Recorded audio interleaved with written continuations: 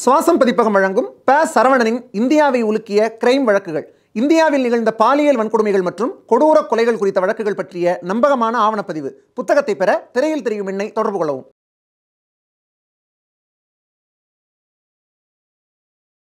பேசு தமிழா பேசு நேயர்களுக்கு வணக்கம். நீண்ட இடைவெளிக்கு பிறகு மீண்டும் ஒருமுறை அண்ணன் கூட தான் இன்னைக்கு உரையாட போகிறோம். வணக்கம். வணக்கம் கிரண். நான் சமீபத்தில் ஈஷாவில் சிவராத்திரி மகாசிவராத்திரி ரொம்ப விமர்சையாக கொண்டாடப்பட்டது. அதை பற்றி பேசுறதுக்கு முன்னாடி நீங்கள் போய் கலந்துருக்கீங்க. அதுக்கு முன்னாடி உங்களுக்கும் ஈஷாவுக்குமான அந்த தொடர்பு எங்கேருந்து தொடங்குது, அந்த தொடக்க புள்ளி எங்கேருந்து தெரிஞ்சுக்கலாம்? ஈஷாவை எனக்கு அறிமுகப்படுத்தினது சவுக்கு சங்கர் தான். நான் சவுக்குடைய தீவிரமான வாசகர். சவுக்கு பிளாக் எழுதிட்டு இருந்தார், சவுக்கு online.blogspot.com அப்படின்னு சொல்லிட்டு. இப்போ எழுதுறாரான்னு தெரியல. அப்போ அது ரொம்ப பயங்கரமான ஒரு நிறைய பிரேக்கிங் ஸ்டோரிஸ்லாம் படிக்கிறதுக்கான ஒரு வாய்ப்பாக இருந்தது. நான் 2007 நான் ரேடியோவில் அடி எடுத்து வச்சேன். ஸோ 2007 ரேடியோக்கான கான்டென்ட்டை தேடும் பொழுது நான் ரெகுலராகவே நிறைய புத்தகங்கள் நாளிதழ்கள்லாம் வாசிக்கும் பொழுது கூடுதலாக அப்போ பிளாக் பெருசாக எவால்வ் ஆகிட்டு இருந்தது. அப்போ இட்லி வடை பிளாக் ஸ்பாட்னு சொல்லிட்டு ஒரு பிளாக் ஸ்பாட் இருந்தது. இன்றைக்கி நிறைய முன்னணி பத்திரிகைகள் மற்றும் டிஜிட்டல் ஊடகங்களில் பணியாற்றக்கூடிய பலர் அப்போ பிளாகர்ஸாக இருந்தாங்க. ஒரு உதாரணத்துக்கு இப்போ புதிய தலைமுறை டிஜிட்டலுடைய ஹெட்டாக இருக்கக்கூடிய பரிசல் அப்போ பரிசல்காரன்.comனு ஒன்று எழுதுவார். அதிஷா online.com, கார்கிபவா.com, கேபிள் சங்கர், நர்சிம், இந்த மாதிரி இவங்க எல்லோருமே பிளாகில் இப்போ கணக்கு இல்லாமல் எழுதுனாங்க. பேரலாக அந்த டைம் புத்தகங்களுடைய ஒரு ஒரு மறுமலர்ச்சின்னு சொல்லலாம். அதாவது புத்தகங்கள் என்ன மாதிரியான ஒரு வடிவம் எடுக்க ஆரம்பிச்சதுன்னா, கிழக்கு பதிப்பகம் மாதிரியான ஒரு பதிப்பகம் இந்த ஃபார்மேட்டடாக இருந்த இந்த ஒரு புக் பப்ளிகேஷன் இண்டஸ்ட்ரியை ஒரு மாதிரி கலைச்சி போட்டார் பத்ரி. அந்த கிரெடிட் பத்ரி அவர்களுக்கு தான் போய் சேரணும். ஸோ இந்த மாதிரி ஒரு எழுத்துலகத்தில் ஒரு புது பாய்ச்சல், மொழியினுடைய வடிவம் இதெல்லாம் மாறின காலகட்டத்தில் எனக்கு சவுக்கு இன்ட்ரடியூஸ் ஆகிறாரு. நான் ட்ரிச்சியில் ரேடியோவில் ஒர்க் பண்ணும்பொழுதே நான் சவுக்குடைய நம்பர் வாங்கி நான் சவுக்குக்கு மெசேஜ் பண்ணியிருக்கேன். ஸோ அது அவருக்கு நினைவில் இருக்குமான்னு தெரியல. அந்த அளவுக்கு எனக்கு அவருடைய ஆர்டிக்கல் இம்பேக்ட் பண்ணி சத்குருங்கிறவர் யார், ஓகே, எனக்கு அப்போதைக்கெல்லாம் சத்குரு கிடையாது, ஜக்கி எல்லோரும் சொல்வது போல். ஸோ ஜக்கி ஒரு வனத்திருடர், காடை அழிப்பவர், யானை வழித்தடத்தை அபகரிப்பவர், சிவராத்திரிங்கிற பேரில் அவர் எல்லோரையும் போதையில் ஆட வைக்கிறார். இப்படியான கதைகளை சவுக்கு சங்கர் எழுத்து என்னென்னா, இன்றைக்கி பேச்சை விட அவருடைய எழுத்துக்கு இன்னும் வீரியம் அதிகம், இன்னும் நிறைய மசாலாவாக எழுதுவார். இப்போ கொஞ்சம் கொஞ்சமாக மசாலாவாக பேசவும் ஆரம்பிச்சிட்டாரு. ஸோ இப்படி தான் எனக்கு ஒரு இம்ப்ரெஷனு. அதே இம்ப்ரெஷன்லேயே அப்படியே ட்ராவல் பண்ணி காலம் உருண்டோடி கிட்டத்தட்ட 2007 எனக்கு அறிமுகமான ஈஷா ஃபவுண்டேஷனுடைய இம்ப்ரெஷன் என் மைண்டில் இருந்து மாறுறதுக்கு எனக்கு 15 வருஷம் ஆச்சு. 2022 அரௌண்ட் ஏப்ரல், மே, ஜூன் அந்த காலகட்டங்களில் நான் நியூஸ் ஜே டெலிவிஷனுடைய சேனல் ஹெட்டாகவும் சீஃப் எடிட்டராகவும் ஒர்க் பண்ணிட்டு இருந்த காலகட்டத்தில் என்னை ஈஷாலேருந்து ஒருவர் சந்திக்கிறதுக்காக வராரு. பேசிக்லி இட்ஸ் ஒரு கர்டசி மீட்டிங். ஏன்னா நியூஸ் ஜேக்கு அப்போ எனக்கு முன்னாடி எங்கள் சீஃப் எடிட்டராக இருந்தவர் மிஸ்டர் அரவிந்த், அவர் அங்கேருந்து ரிலீவ் ஆகிருந்தார். நான் அங்கே ஜாயின் பண்ணியிருந்தேன். ஸோ புது எடிட்டர் மாறி இருக்காங்கன்னு பார்த்துட்டு இந்த மாதிரி ஈஷாவுக்கு நியூஸ் ஜே தொடர்ந்து சப்போர்ட் பண்ணிட்டு இருக்காங்க, எங்களுடைய நிகழ்வுகள் இதில் அதை பற்றின விளம்பரங்கள்லாம் இங்கே போடுறது உண்டு. And of course news J television உனக்கு தெரியும், மேனேஜ்மெண்ட்டாகவே பார்த்தீங்கன்னா ADMK and as well as Velumani sir, Thangamani sir, CV Shanmugam sir, எங்களோட எம்டி சிவி ராதாகிருஷ்ணன் சார்னு எல்லோருமே பார்த்தீங்கன்னா பியாண்ட் தேர் பொலிட்டிக்கல் இன்க்ளினேஷன் அவங்க எல்லோருக்குமே ஒரு ஆன்மீகம் பற்றின ஒரு ஒப்பீனியன் உண்டு. தே ஆர் நாட் லைக் கடவுள் மறுப்பு, வெளியில் கடவுளே இல்லைன்னு சொல்லிட்டு வீட்டுக்குள்ளார பூஜையரை வச்சுக்கிற கேரக்டர்லாம் கிடையாது. ஈஷா மேலே ஒரு சாஃப்ட் கார்னர்னு சொல்ல மாட்டேன். ஈஷா உண்மையாக என்ன பண்ணுறாங்களோ அந்த உண்மையாக சொல்லணுங்கிற ஒரு நோக்கம் இருக்கக்கூடியவங்க. பட் இருந்தும் எனக்கு பர்சனலாக நமக்கு ஈஷா பற்றின ஒரு பேகேஜ் இருக்குல்ல, நம்ம தூக்கி வச்சுட்டு இருக்கோம்ல மனசுக்குள்ளார. கிட்டத்தட்ட 15 வருஷமாக நம்ம ஜூனியர் விடனையும் நக்கீரனையும் இன்னும் சொல்லப்போனால் ஆனந்த விடன்லாம் இனிஷியலாக அத்தனைக்கும் ஆசைப்படுன்னு சொல்லிட்டு சத்குரு தொடர் எழுத வைத்தவர்கள் தான். ஆனால் ஒரு கட்டத்தில் அவங்களும் பார்த்தோன்னா மேபி அங்கே இருக்கக்கூடிய லோக்கல் ரிப்போர்ட்டர்ஸுடைய இன்ஃப்ளூயன்ஸ் காரணமாகவோ அல்லது இப்படி எழுதினா தான் நம்ம பப்ளிக்குடைய பார்வையில் சரியாக இருக்கும் அப்படிங்கிற ஒரு எண்ணம் வரும் அப்படிங்கிற ஒரு அழுத்தத்தின் காரணத்தினாலேயோ எல்லோருமே இங்கே ஈஷா மேலே ஒரு கிரே ஷேடை தான் கொடுத்துட்டு இருந்தாங்க. அது எனக்கு அந்த 15 வருஷத்தில் மாறவே இல்லை. சுவாமி சுவேக்னா என்னை பார்க்கும்பொழுது எனக்கு அது பிடிக்கவே இல்லை. எனக்கு அந்த மீட்டிங் எனக்கு பிடிக்கவே இல்லை. எனக்கு ஒரு மாதிரி ரொம்ப நெருடலாக இருக்குது. அவர் எக்ஸ்பிளைன் பண்ணுறாரு, நிறைய புக்ஸ் காட்டுறாரு, நாங்கள் நிறைய ஸ்கூல்ஸ் நடத்துகிறோம், நாங்கள் இந்த மாதிரி அவுட்ரீச் ப்ரோக்ராம்ஸ் நிறையா பண்ணுறோம், எங்களுடைய எஃபிஓ மூலமாக நிறைய விவசாயிகளுடைய வாழ்க்கையில் நாங்கள் இவ்வளோ மாற்றங்கள் செஞ்சுருக்கோன்னு அவர் என்னென்னவோ சொல்கிறாரு. ஆனால் எதுவுமே மனசுக்குள்ள எனக்கு ஏறவே இல்லை. எனக்கு எப்படா அவர் அந்த இடத்த விட்டு கிளம்புவார்னு இருக்கு. ஓகே, அவர் என்னை மீட் பண்ணி முடிச்சுட்டு போயிடுறாரு. அடுத்த ஒரு 2 மாதம் பார்த்தீங்கன்னா ஏதோ ஒரு வகையில் எனக்கு அந்த ஈஷா பற்றின விஷயங்கள் அங்கங்கே எனக்கு எங்கேயோ ஒரு இடத்துல ஃப்ளாஷ் ஆகிட்டே இருந்தது. அப்போது திரும்பவும் எனக்கு கூப்பிட்டு என்ன சொன்னாருன்னா, அந்த மாதிரி ஒரு சோஷியல் மீடியா மீட்டப் நாங்கள் பண்ணுறோம், இந்தியா முழுக்க இருக்கக்கூடிய சமூக ஊடகங்களில் இருக்கக்கூடிய பல இன்ஃப்ளூயன்சர்ஸை கூப்பிட்டு நாங்கள் வந்து ஒரு 2 days கம் ஈஷா இதுதான் வந்து பாருங்கன்னு சொல்லி நாங்கள் ஓப்பனாக இன்வைட் பண்ணுறோம். மேபி இதன் மூலமாக அவங்க பார்வை மாறும் அப்படின்னு சொல்லி சொன்னார். எனக்கு என்ன தோணுச்சுன்னா, எப்படி நம்ம மனசுக்குள்ள நினைக்கிறது, இவர் யோசிச்சுட்டு சொல்கிறாரா, இல்லை நம்ம அவரை தொடர்ந்து மீட் பண்ணாமல் அந்த மீட்டிங்ஸை ஸ்கிப் பண்ணுறதுனால சொல்கிறாரா, எதனால் சொல்கிறாருன்னு எனக்கு புரியல. இருந்தும் நான் பிடிக்குதோ பிடிக்கலையோ ஒரு இன்வைட் வந்திருக்குதோ அதை மதிக்கணும்னு சொல்லிட்டு நம்ம ஆஃபீஸ்லேருந்து நான் மகாபிரபுவையும் சித்திரகுமாரியும் அதுக்கும் நான் போகல, மகாபிரபுவையும் சித்திரகுமாரியும் போக சொன்னேன். அவங்க 2 பேரும் போயிட்டு ஈஷானா என்ன, ஈஷாவுடைய உலகம் எப்படி இருக்குது அப்படிங்கிறத அவங்களுடைய பார்வையில் அவங்க பார்த்துட்டு வராங்க. இன்னும் சொல்லப்போனால் மகாபிரபு சித்திரகுமார் கூட இந்தியா முழுமைக்குமான பல இன்ஃப்ளூயன்சர்ஸ் வந்தாங்க, வெவ்வேறு மொழிகள் பேசக்கூடியவங்க, நம்மளெல்லாம் விட மிகப்பெரிய சேனல்ஸ்லாம் வந்திருந்தாங்க. போயிட்டு வந்த பிறகு 2 பேர் கூட உட்காந்து பேசினேன். அவங்க வந்து எங்கிட்ட சொன்னது என்னன்னா, இல்லைண்ணே நம்ம வெளியிலேருந்து பார்க்குற பார்வையும் உள்ளார இருக்கிறது வேற மாதிரி இருக்குண்ணே அப்படின்னு சொல்லி பசங்க சொன்னாங்க. இவ்வளோதான், இந்த ஒரு லைனுக்கு மேலே உனக்கு தான் தெரியுமே, அவங்க இவ்வளோதான் சொல்லுவாங்க. ஸோ எனக்கு அது அப்படியே மைண்ட்குள்ளார ஓடிக்கிட்டே இருக்கும்பொழுது என்னோட ஒய்ஃப் வந்து என்கிட்ட சொன்னாங்க, இந்த மாதிரி இன்னர் இன்ஜினியரிங்னு அங்கே ஒரு கோர்ஸ் இருக்குது, நீ அந்த கோர்ஸ் ஏன் அட்டன் பண்ணக்கூடாது அப்படின்னு சொல்லிட்டு. ஸோ அவங்களுக்கும் அவங்களோட ஃப்ரெண்ட்ஸ் ஆஃப் ஃப்ரெண்ட்ஸ் அந்த மாதிரி யாரோ சொல்லியிருக்காங்க. எனக்கும் என்னுடைய நண்பர்கள் வட்டத்தில் ஒரு 2-3 பேர் அந்த இன்னர் இன்ஜினியரிங் ப்ரோக்ராம் அட்டன் பண்ணியிருந்தாங்க. கரெக்டாக இந்த நம்ம டீம் போயிட்டு வரத்துக்கும் அந்த ப்ரோக்ராம்க்கான ஒரு ஸ்கெடியூல் கமெண்ட்ஸ் ஆகிறதும் கரெக்டாக இருந்தது. அப்போது நான் கேட்டேன், இந்த மாதிரி இன்னர் இன்ஜினியரிங் கோர்ஸ் அட்டன் பண்ணலாமான்னு, நாங்கள் ஆல்ரெடி உங்களை கூப்பிடலான்னு இருந்தோம், வந்து அட்டன் பண்ணுறீங்களான்னு கேட்டாங்க. நான் கிளம்பி அந்த கோர்ஸுக்கு போனேன். என்னுடைய வாழ்க்கையில் ஐம் ரன்னிங் 40 now. என்னுடைய வாழ்க்கையை 2ஆக பிரிச்சோன்னா, ஒரு 20 ஃபஸ்ட் 20 2வது 20ன்னு பிரிச்சோன்னா, முதல் 20 வரைக்கும் நிறைய எத்திக்ஸ், பவுண்ட்ரிஸ், லிமிட்ஸ், நியாயம், தர்மம், நன்மை, தீமை, கர்மா, இது எல்லாத்து மேலேயும் நம்பிக்கை கொண்ட ஒரு வாழ்க்கை. 2வது 20 வருஷத்தை எடுத்துக்கிட்டோம் அப்படின்னா, எது தேவையோ அதுதான் தர்மம், சாணக்கிய நீதியை தான் சொல்லுதுன்ற மாதிரி தேவைக்கு ஏற்ற மாதிரி இங்கே சொல்லப்பட்ட அல்லது இங்கே வழங்கப்பட்ட அறிவுரைகள் எல்லாம் நம்மளுடைய வசதிக்கு வளர்ச்சிக்கிற ஒரு பெரிய கூட்டத்தில். ஏன்னா நான் ஒர்க் பண்ண டைமில் பார்த்தேன் அப்படின்னா, நான் ஒரு லெஃப்ட் எக்ஸ்ட்ரீமில் நின்று இருக்கேன். இன்றைக்கி யாரெல்லாம் வந்து சோஷியல் மீடியாவில் வந்து இன்றைக்கி வந்து திராவிடத்தினுடைய அடையாளமாக இருக்காங்களோ அந்த ஊடகவியலாளர்கள் எல்லாம் வந்து எனக்கு ரொம்ப நெருக்கமானவர்களாகவும் அவங்களுக்கு ரொம்ப நெருக்கமானவனாகவும் நான் இருந்திருக்கேன். ஸோ அப்படிப்பட்ட ஒரு இடத்திலிருந்து எனக்கு ஈஷாக்குள்ளார நான் போகும்பொழுது முதல் ஒரு நாள் வந்து எனக்கு என்ன மைண்ட் ஓடிட்டே இருந்ததுன்னா, ஓகே இந்த பவுண்டரி வந்து இது காடாக இருந்திருக்குமா, இங்கே யானை நடந்து போயிருக்குமா. ஸோ மக்கள் நடந்து போகும்பொழுது எனக்கு அங்கே ஒரு யானை பாஸ் ஆகிற மாதிரி இருக்கும், மெய்யழகன் படத்தில் ஒரு யானை பாஸ் ஆகும்ல, அந்த மாதிரி என்னுடைய கண் வந்து ஒரு பத்திரிகையாளனா அல்லது வெளியிலேருந்து ஈஷாவை ஒரு கிரே ஏரியாவோடையே பார்த்துட்டு இருந்த ஒரு டார்க் வேர்ல்டாகவே அதை நினச்சிக்கிட்டு இருந்தேன், நம்பிக்கிட்டு இருந்த ஒருத்தனுடைய மனப்பான்மையோடு தான் அதை பார்த்துட்டு இருந்தது. எனக்கு ஒரு நாள் ஆச்சு அதுலேருந்து நான் வெளியில் வரத்துக்கு. அந்த இன்னர் இன்ஜினியரிங் ப்ரோக்ராம் தான் எனக்கு ஈஷா பற்றின இம்ப்ரெஷனையும், இன்னும் சொல்ல போனால் எனக்கு என்ன பற்றின ஒரு உண்மையான ஒரு எவாலுவேஷனையும் கொடுத்ததுன்னு சொல்லலாம். ஸோ த ஜேர்னி ஸ்டார்ட்ஸ் தேர்னு கூட சொல்லுவேன். 2022 அக்டோபர். ஓகே, நம்ம மகாபிரபு சித்திரகுமார் கூட ஒரு பெரிய வீடியோ பண்ணியிருக்காங்க, மர்ம உலகமா ஈஷா. அதில் நல்ல ஒரு வரவேற்பு கிடைச்சிருந்தது. அங்கே கிடைச்ச ஃபுட்டேஜஸ், இவங்க எடுத்த ஃபுட்டேஜஸ் எல்லாம் கலந்து போட்டு அவங்க பண்ணியிருந்தாங்க. அங்கேயும் கட் பண்ணோம்னா இப்போ சமீபத்தில் மகாசிவராத்திரி ப்ரோக்ராம் அங்கே வெள்ளங்கிரி அடிவாரத்தில் இந்த ஆதியோகி ஸ்ரீவன் முன்னாடி பெரிய ஒரு ப்ரோக்ராம், அந்த ஒரு எக்ஸ்பீரியன்ஸ் எப்படி இருந்தது? எனக்கு 2022 அக்டோபரில் நான் போயிட்டு இன்னர் இன்ஜினியரிங் அட்டன் பண்ணேன். நிறைய பேர் உடனே கேள்வி கேட்பாங்க, நீ இன்னர் இன்ஜினியரிங் போயிட்டு வந்ததுனால என்ன ஒரு பெட்டர் ஹியூமன் பீயிங்காக மாறிட்டியா, என்ன இந்த உலகத்தில் நீ ரொம்ப நல்லவனாயிட்டியா, அப்படிலாம் வந்து இந்த உலகத்தில் ஒரு ப்ரோக்ராம் இருக்கானா எனக்கு தெரியாது. சத்குருவே அப்படி ஒரு ப்ரோக்ராம் இருக்குன்னு சொல்லவும் மாட்டார்.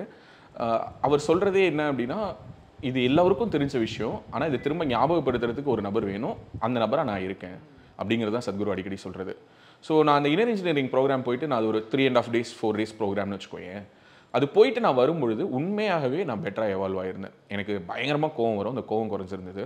நிறைய விஷயங்களுக்கு நான் அடுத்தவங்களை தான் பின் பாயிண்ட் பண்ணுவேன். ஓகே, பொதுவாக சொல்லுவோம், நீ வந்து ஒருத்தங்களை நோக்கி ஒரு விரலை நீட்டும் போது நம்மளை காட்டுதுன்னா, இதெல்லாம் சொல்லியிருக்கோமே தவிர இதெல்லாம் நம்ம வந்து உணர்ந்து செயல்பட்டுருக்கோமானா கிடையாது.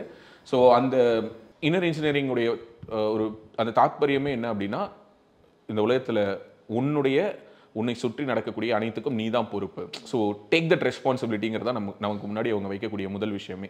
ஸோ அதிலிருந்து அவங்க ஒரு 3 விஷயங்கள் எனக்கு தெரிஞ்சு அதை சொல்லாமான்னு தெரில, பட் அந்த 3மே ஒட்டுமொத்த மனித சமுதாயத்துக்குமானது. ஓகே, ஸோ எனக்கு அது உண்மையாகவே I felt the change. October, November, December இந்த 3 மாதங்கள் ஆஃப் 2022 நான் ஒரு பெட்டர் ஹியூமன் பீயிங்காக நான் ஃபீல் பண்ணேன். எனக்கு அங்கே நிறைய விஷயங்கள் வந்து அந்த இன்னர் இன்ஜினியரிங் ப்ரோக்ராம் முடிச்சுட்டு நான் வரும்பொழுது என்னால் நிறைய விஷயங்களை என்னால் அங்கே விட்டுட்டு வர முடிஞ்சுது, நிறைய நல்ல விஷயங்களை எடுத்துகிட்டு வர முடிஞ்சுது. ஸோ இது ரெண்டுமே எனக்கு அடுத்தது நான் என்ன பண்ணணும் அப்படிங்கிறதுக்கான எனக்கான ஒரு சின்ன ஒரு பாதையை காட்டினதாக நான் ஃபீல் பண்ணேன். But due to some personal reasons என்னோட ஹெல்த் இஷ்யூஸ் காரணமாக என்னால் அந்த சாம்பவி மகாமுத்ரா அந்த ட்ரைனிங் அந்த whatever the yoga practice அங்கே நம்ம எனக்கு சொல்லி கொடுத்தாங்களோ அதை என்னால் கண்டினியூ பண்ண முடியல. அதிலிருந்து மறுபடியும் என்னால் அந்த திரும்ப அந்த ஒரு லைனுக்கு போகிறதுன்னு சொல்லுவோம் இல்லையா, அந்த ஒரு வேவ் லெங்க்த்துக்கு அதுக்கு நான் ரொம்பவே ஸ்ட்ரகிள் ஆனேன். அதே ப்ரோக்ராமை அடுத்த அக்டோபர் 2023 மறுபடியும் என்னோடய ஃபேமிலி மெம்பர்ஸ் அட்டென்ட் பண்ணாங்க. அப்போ திரும்பவும் நான் போயிருந்தேன். அப்போ திரும்ப எகெயின் பேக் டு ட்ராக் ஆகிறதுக்கான முயற்சிகள் எடுத்தோம். எதுக்கு நான் அதை சொல்கிறேன்னா, எப்போதுமே இந்த மாதிரியான யோகாவாக இருக்கட்டும், மெடிடேஷனாக இருக்கட்டும், இது எல்லாமே நம்ம வந்து அதை தொடர்ச்சியாக ப்ராக்டிஸ் பண்ணும்போது தான் ஓகே. இந்த கன்சிஸ்டன்சிங்கிறது எல்லாத்துக்கும் முக்கியங்கிற போது அது இந்த மாதிரியான மெடிடேஷனுக்கு ரொம்ப முக்கியம். சமீபத்தில் சூப்பர் ஸ்டார் ரஜினிகாந்த் கூட பார்த்தீங்கன்னா கிரியா யோகா பற்றி பேசியிருந்தார். அது அவருடைய வாழ்க்கையில் எப்படிப்பட்ட ஒரு மாற்றத்தை ஏற்படுத்தியிருக்கு அப்படின்னு சொல்லிட்டு. ஸோ ஒவ்வொருத்தவங்களுக்கு ஒவ்வொரு விஷயம் கனெக்ட் ஆகும். எனக்கு அப்படி கனெக்ட் ஆனது இந்த ஈஷா யோகாவில் சொல்லிக் கொடுத்த மெடிடேஷன். எனக்கு ஒரு பெரிய பிரச்சனை இருந்தது. என்ன பிரச்சனை அப்படின்னா, என்னால் வந்து if you close your eyes நீ மெடிடேட் பண்ணணும்னு முயற்சி எடுத்த அப்படின்னா எனக்கு எப்படி ஓட ஆரம்பிக்கும்னா, அப்படியே ஃபாஸ்ட் ஃபார்வர்ட் பண்ண மாதிரி டைம் லேப்ஸில் ஃப்ரேம்ஸ் ஓட ஆரம்பிக்கும். என்னால் வந்து கண்ட்ரோலே பண்ண முடியாது. அது ஒரு முகத்தை மனதில் இருத்தி அந்த முகத்தை நோக்கி நம்மளுடைய ஒட்டுமொத்த சிந்தனைகளையும் கட்டுப்படுத்தி அதை நோக்கி நம்மளுடைய அந்த கவனத்தை குவிக்கிறதுங்கிறது இருக்குல்ல, அது வந்து எனக்கு அவ்வளோ சீக்கிரம் நடக்காது. ஓகே, அது நான் ரொம்ப ஸ்ட்ரகிள் ஆகியிருக்கேன். இன்னும் சொல்லப்போனால் நான் காலேஜ் டேஸில் வந்து நான் வந்து இதே மாதிரி இன்னொரு மனவளக்கலை பயிற்சின்னு சொல்லிட்டு ஒன்று எடுத்தேன். அதுலேருந்து நானும் அப்பப்போ ஏதாவது ஒரு யோகா, ஏதாவது ஒரு மெடிடேஷன், இப்படி ஏதாவது ஒன்று பண்ணணும்னு தோணும்ல. எப்போல்லாம் நம்ம வந்து நம்மளை நோக்கி திரும்பி பார்க்கும்போது நம்ம ரொம்ப டீவியேஷனில் போயிட்டு இருக்கோம், நம்மளை கொஞ்சம் சரிப்படுத்தணும்னு நினைக்கும் பொழுது நம்ம என்ன பண்ணுவோம், கோவிலுக்கு போவோம். நம்மளை ஏதாவது சரிப்படுத்திக்கிறதுக்கான வழிமுறைகள் என்னென்ன இருக்கோ அது எல்லாத்தையும் ட்ரை பண்ணுவோம். அப்படி நான் இதை ட்ரை பண்ண காலகட்டங்கள் எல்லாத்துலேயுமே எனக்கு ஒரு முகத்தை நோக்கி என்னால் இந்த ஒரு ஒட்டுமொத்த கவனத்தையும் செலுத்த முடிஞ்சதில்லை.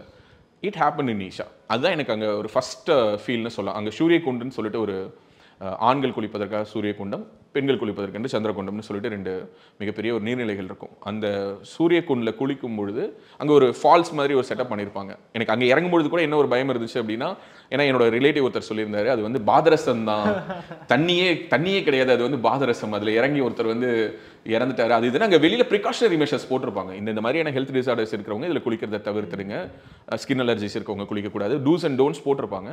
பட் ஸ்டில் அதை மீறி சில பேர் போகும்பொழுது அவங்களுடைய ஃபிசிக்கல் ஏற்கனவே அவங்களுக்கு இருக்கக்கூடிய சில பிரச்சனைகள்லாம் கூட அந்த மாதிரி ஏதோ ஒரு அட்வர்ஸ் எஃபெக்ட் பண்ணியிருக்கலாம். பட் அந்த குண்டில் இறங்கும்போது கூட இந்த மாதிரியான ஒரு இம்ப்ரெஷன் தான் வெளியிலேருந்து கொடுத்துருந்தாங்க.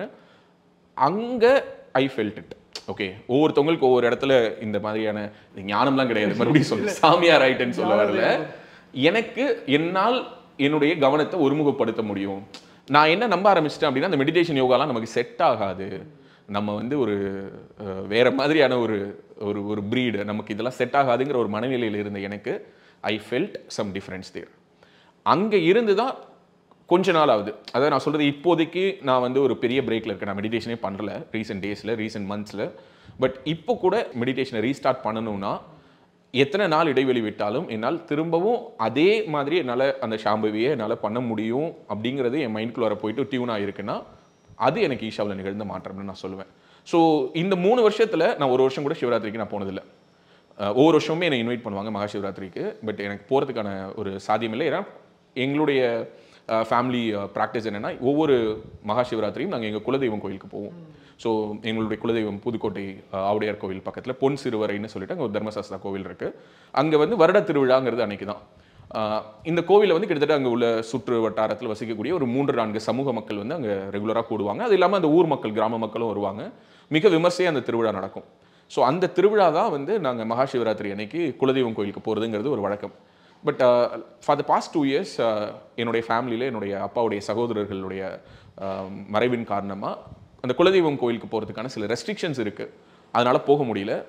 சரி, இந்த வருஷம் மகா சிவராத்திரிக்கு இன்வைட் வரும்பொழுது போகலாமா வேணாமான்னு ஒரு ஆசோலேஷன் இருந்து கடைசியாக கிளம்பிட்டேன்.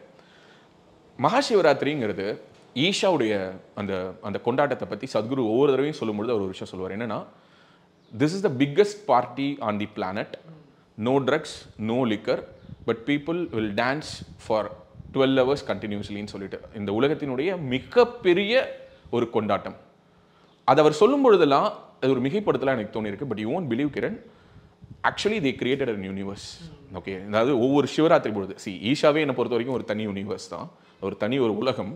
அந்த ஒரு உலகத்தை வந்து அவ்வளோ சீக்கிரத்தில் கிரியேட் பண்ண முடியாது. அப்படிப்பட்ட ஒரு உலகத்தை அவங்க கிரியேட் பண்ணியிருக்காங்க. பட் அதை தாண்டி இந்த மகாசிவராத்திரிக்கு அவங்க கிரியேட் பண்ணுறது என்னன்னா ஒரு பேரலல் யூனிவர்ஸ் மாதிரி பெரிய ஒரு உலகம். இன்னும் சொல்லப்போனால் அங்கே என்னால் எல்லா நாடுகள் சேர்ந்தவங்க, எல்லா மாநிலங்கள் சேர்ந்தவங்க, எல்லா மொழிகள் பேசக்கூடியவங்க, எல்லா தரப்பிலான மக்கள், படித்தவர்கள், படிக்காதவர்கள், பணக்காரர்கள், ஏழைகள், இது எதுவுமே அங்கே ரிஃப்ளெக்ட் ஆகலை. உடனே சொல்லுவாங்க அப்படின்னா வந்து எல்லாருக்கும் ஃபர்ஸ்ட் சீட் கொடுத்துருவாங்களா? It's not about the seat. முன் வரிசையில் உட்கார்றாங்களா பின் வரிசையில் உட்கார்றாங்களாங்கிறது கிடையாது. சிவராத்திரி என்ன அனுபவம் எல்லோருக்கும் கிடைக்குது அப்படிங்கிறது தான். அவர் சொல்றது உண்மை. 12 மணி நேரம் 6 மணிக்கு ஆரம்பிச்சு விடிகால 6 மணிக்கு கடைசியாக வந்து சத்குரு வந்து முடிக்கும் பொழுதும் அந்த தருணம் வரை அந்த இடத்தில் இருந்த எனர்ஜி. ஓகே, பெண்கள் ஆடுறாங்க. பெண்கள், வயதானவர்கள், முதியவர்கள், அம்மா, பெரியம்மா வயசுலேருந்து நம்மளுடைய சம வயதுலேருந்து நமக்கு சின்னவங்களேருந்து எல்லாரும் ஆடுறாங்க. ஆனால் ஒன்றால் அவங்கள ஒரு தப்பான ஒரு கண்ணோட்டத்தோட பார்க்க முடியாதது தான் அந்த இடத்தோட சக்தி. நம்ம முன்னாடி யாரோ ஒருத்தங்க ஆடும் பொழுது பொதுவாக வெளியிலேருந்து சொல்கிறவங்க அதை தானே இன்றைக்கி ஒரு பெரிய சர்ச்சையாக சொல்கிறாங்க. எல்லாரும் என்னமோ அப்படியே ஆடுறாங்க. அங்கே பிரச்சனையே அதுதான். மகாசிவராத்திரினா நேச்சுரலி நம்மளோட மைண்ட் ஓடுறது என்னென்னா சத்குரு ஆடுறாரு, எல்லோரும் ஆடுறாங்க. ஆடுறதுங்கிறது அவ்வளோ ஒரு தப்பான ஒரு விஷயமா என்ன? எனக்கு உண்மையாகவே தெரியல. ஆடுறதுங்கிறது அவ்வளோ ஒரு தப்பான விஷயம்னா நடராஜரை நம்ம கும்பிட்றதே ஒரு நடனத்துக்கான ஒரு போஸில் தான் இல்லையா? ஸோ அப்படிப்பட்ட ஒரு கடவுளை நம்ம கும்பிடுறோம். நடனம்ங்கிறது நம்மளுடைய கடவுள்களோடு, நம்மளுடைய வாழ்க்கையோடு ஒரு நம்மளுடைய it's part of our life. Okay, so அதில் என்ன தப்பு இருக்குன்னு எனக்கு தெரியல. உண்மையாகவே சத்குரு சொல்கிற மாதிரி அது வந்து உலகத்தினுடைய ஒரு it is the biggest party on the planet. அதில் எந்த விதமான மாற்று கருத்தும் கிடையாது. பக்தியால் ஒரு மனிதன் ஆடுறது அப்படிங்கிறது வந்து எங்கேயாவது ஒரு இடத்துல நடக்கலாம். ஆனால் ஒரே இடத்துல இவ்வளோ பேருக்கு நடக்குது அப்படின்னா அது ஈஷால மட்டும்தான் அப்படிங்கிறது என்னுடைய தாழ்மையான கருத்து.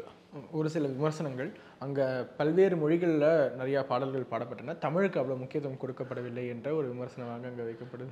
ஆக்சுவலி மாலை 6 மணிக்கு தொடங்கி இரவு நான் சொல்கிற மாதிரி அதிகாலை வரைக்கும் நடந்தது. அஃப்கோர்ஸ் உள்துறை அமைச்சர் வந்திருந்தார். நிறைய மற்ற மாநிலங்களை சேர்ந்த கவர்னர்கள் வந்திருந்தாங்க. நான் ஏற்கனவே சொன்ன மாதிரி மற்ற மாநிலங்களை சேர்ந்த மக்களும் நிறைய வந்திருந்தாங்க. அப்போது எல்லா மாநில மக்களுக்குமான இசை என்பது அங்கு பரிமாறப்படுது. இன்னொன்று, ஈஷாவுடைய கான்செப்டே என்ன அப்படின்னா, அல்லது உலகத்திலேயே இசைக்கான கான்செப்ட் என்னன்னா, இசையினுடைய தத்துவமே என்னன்னா, இசைக்கு வந்து மொழி கிடையாது. இதை நம்ம பல இடங்களில் சொல்கிறோம். கரெக்டா?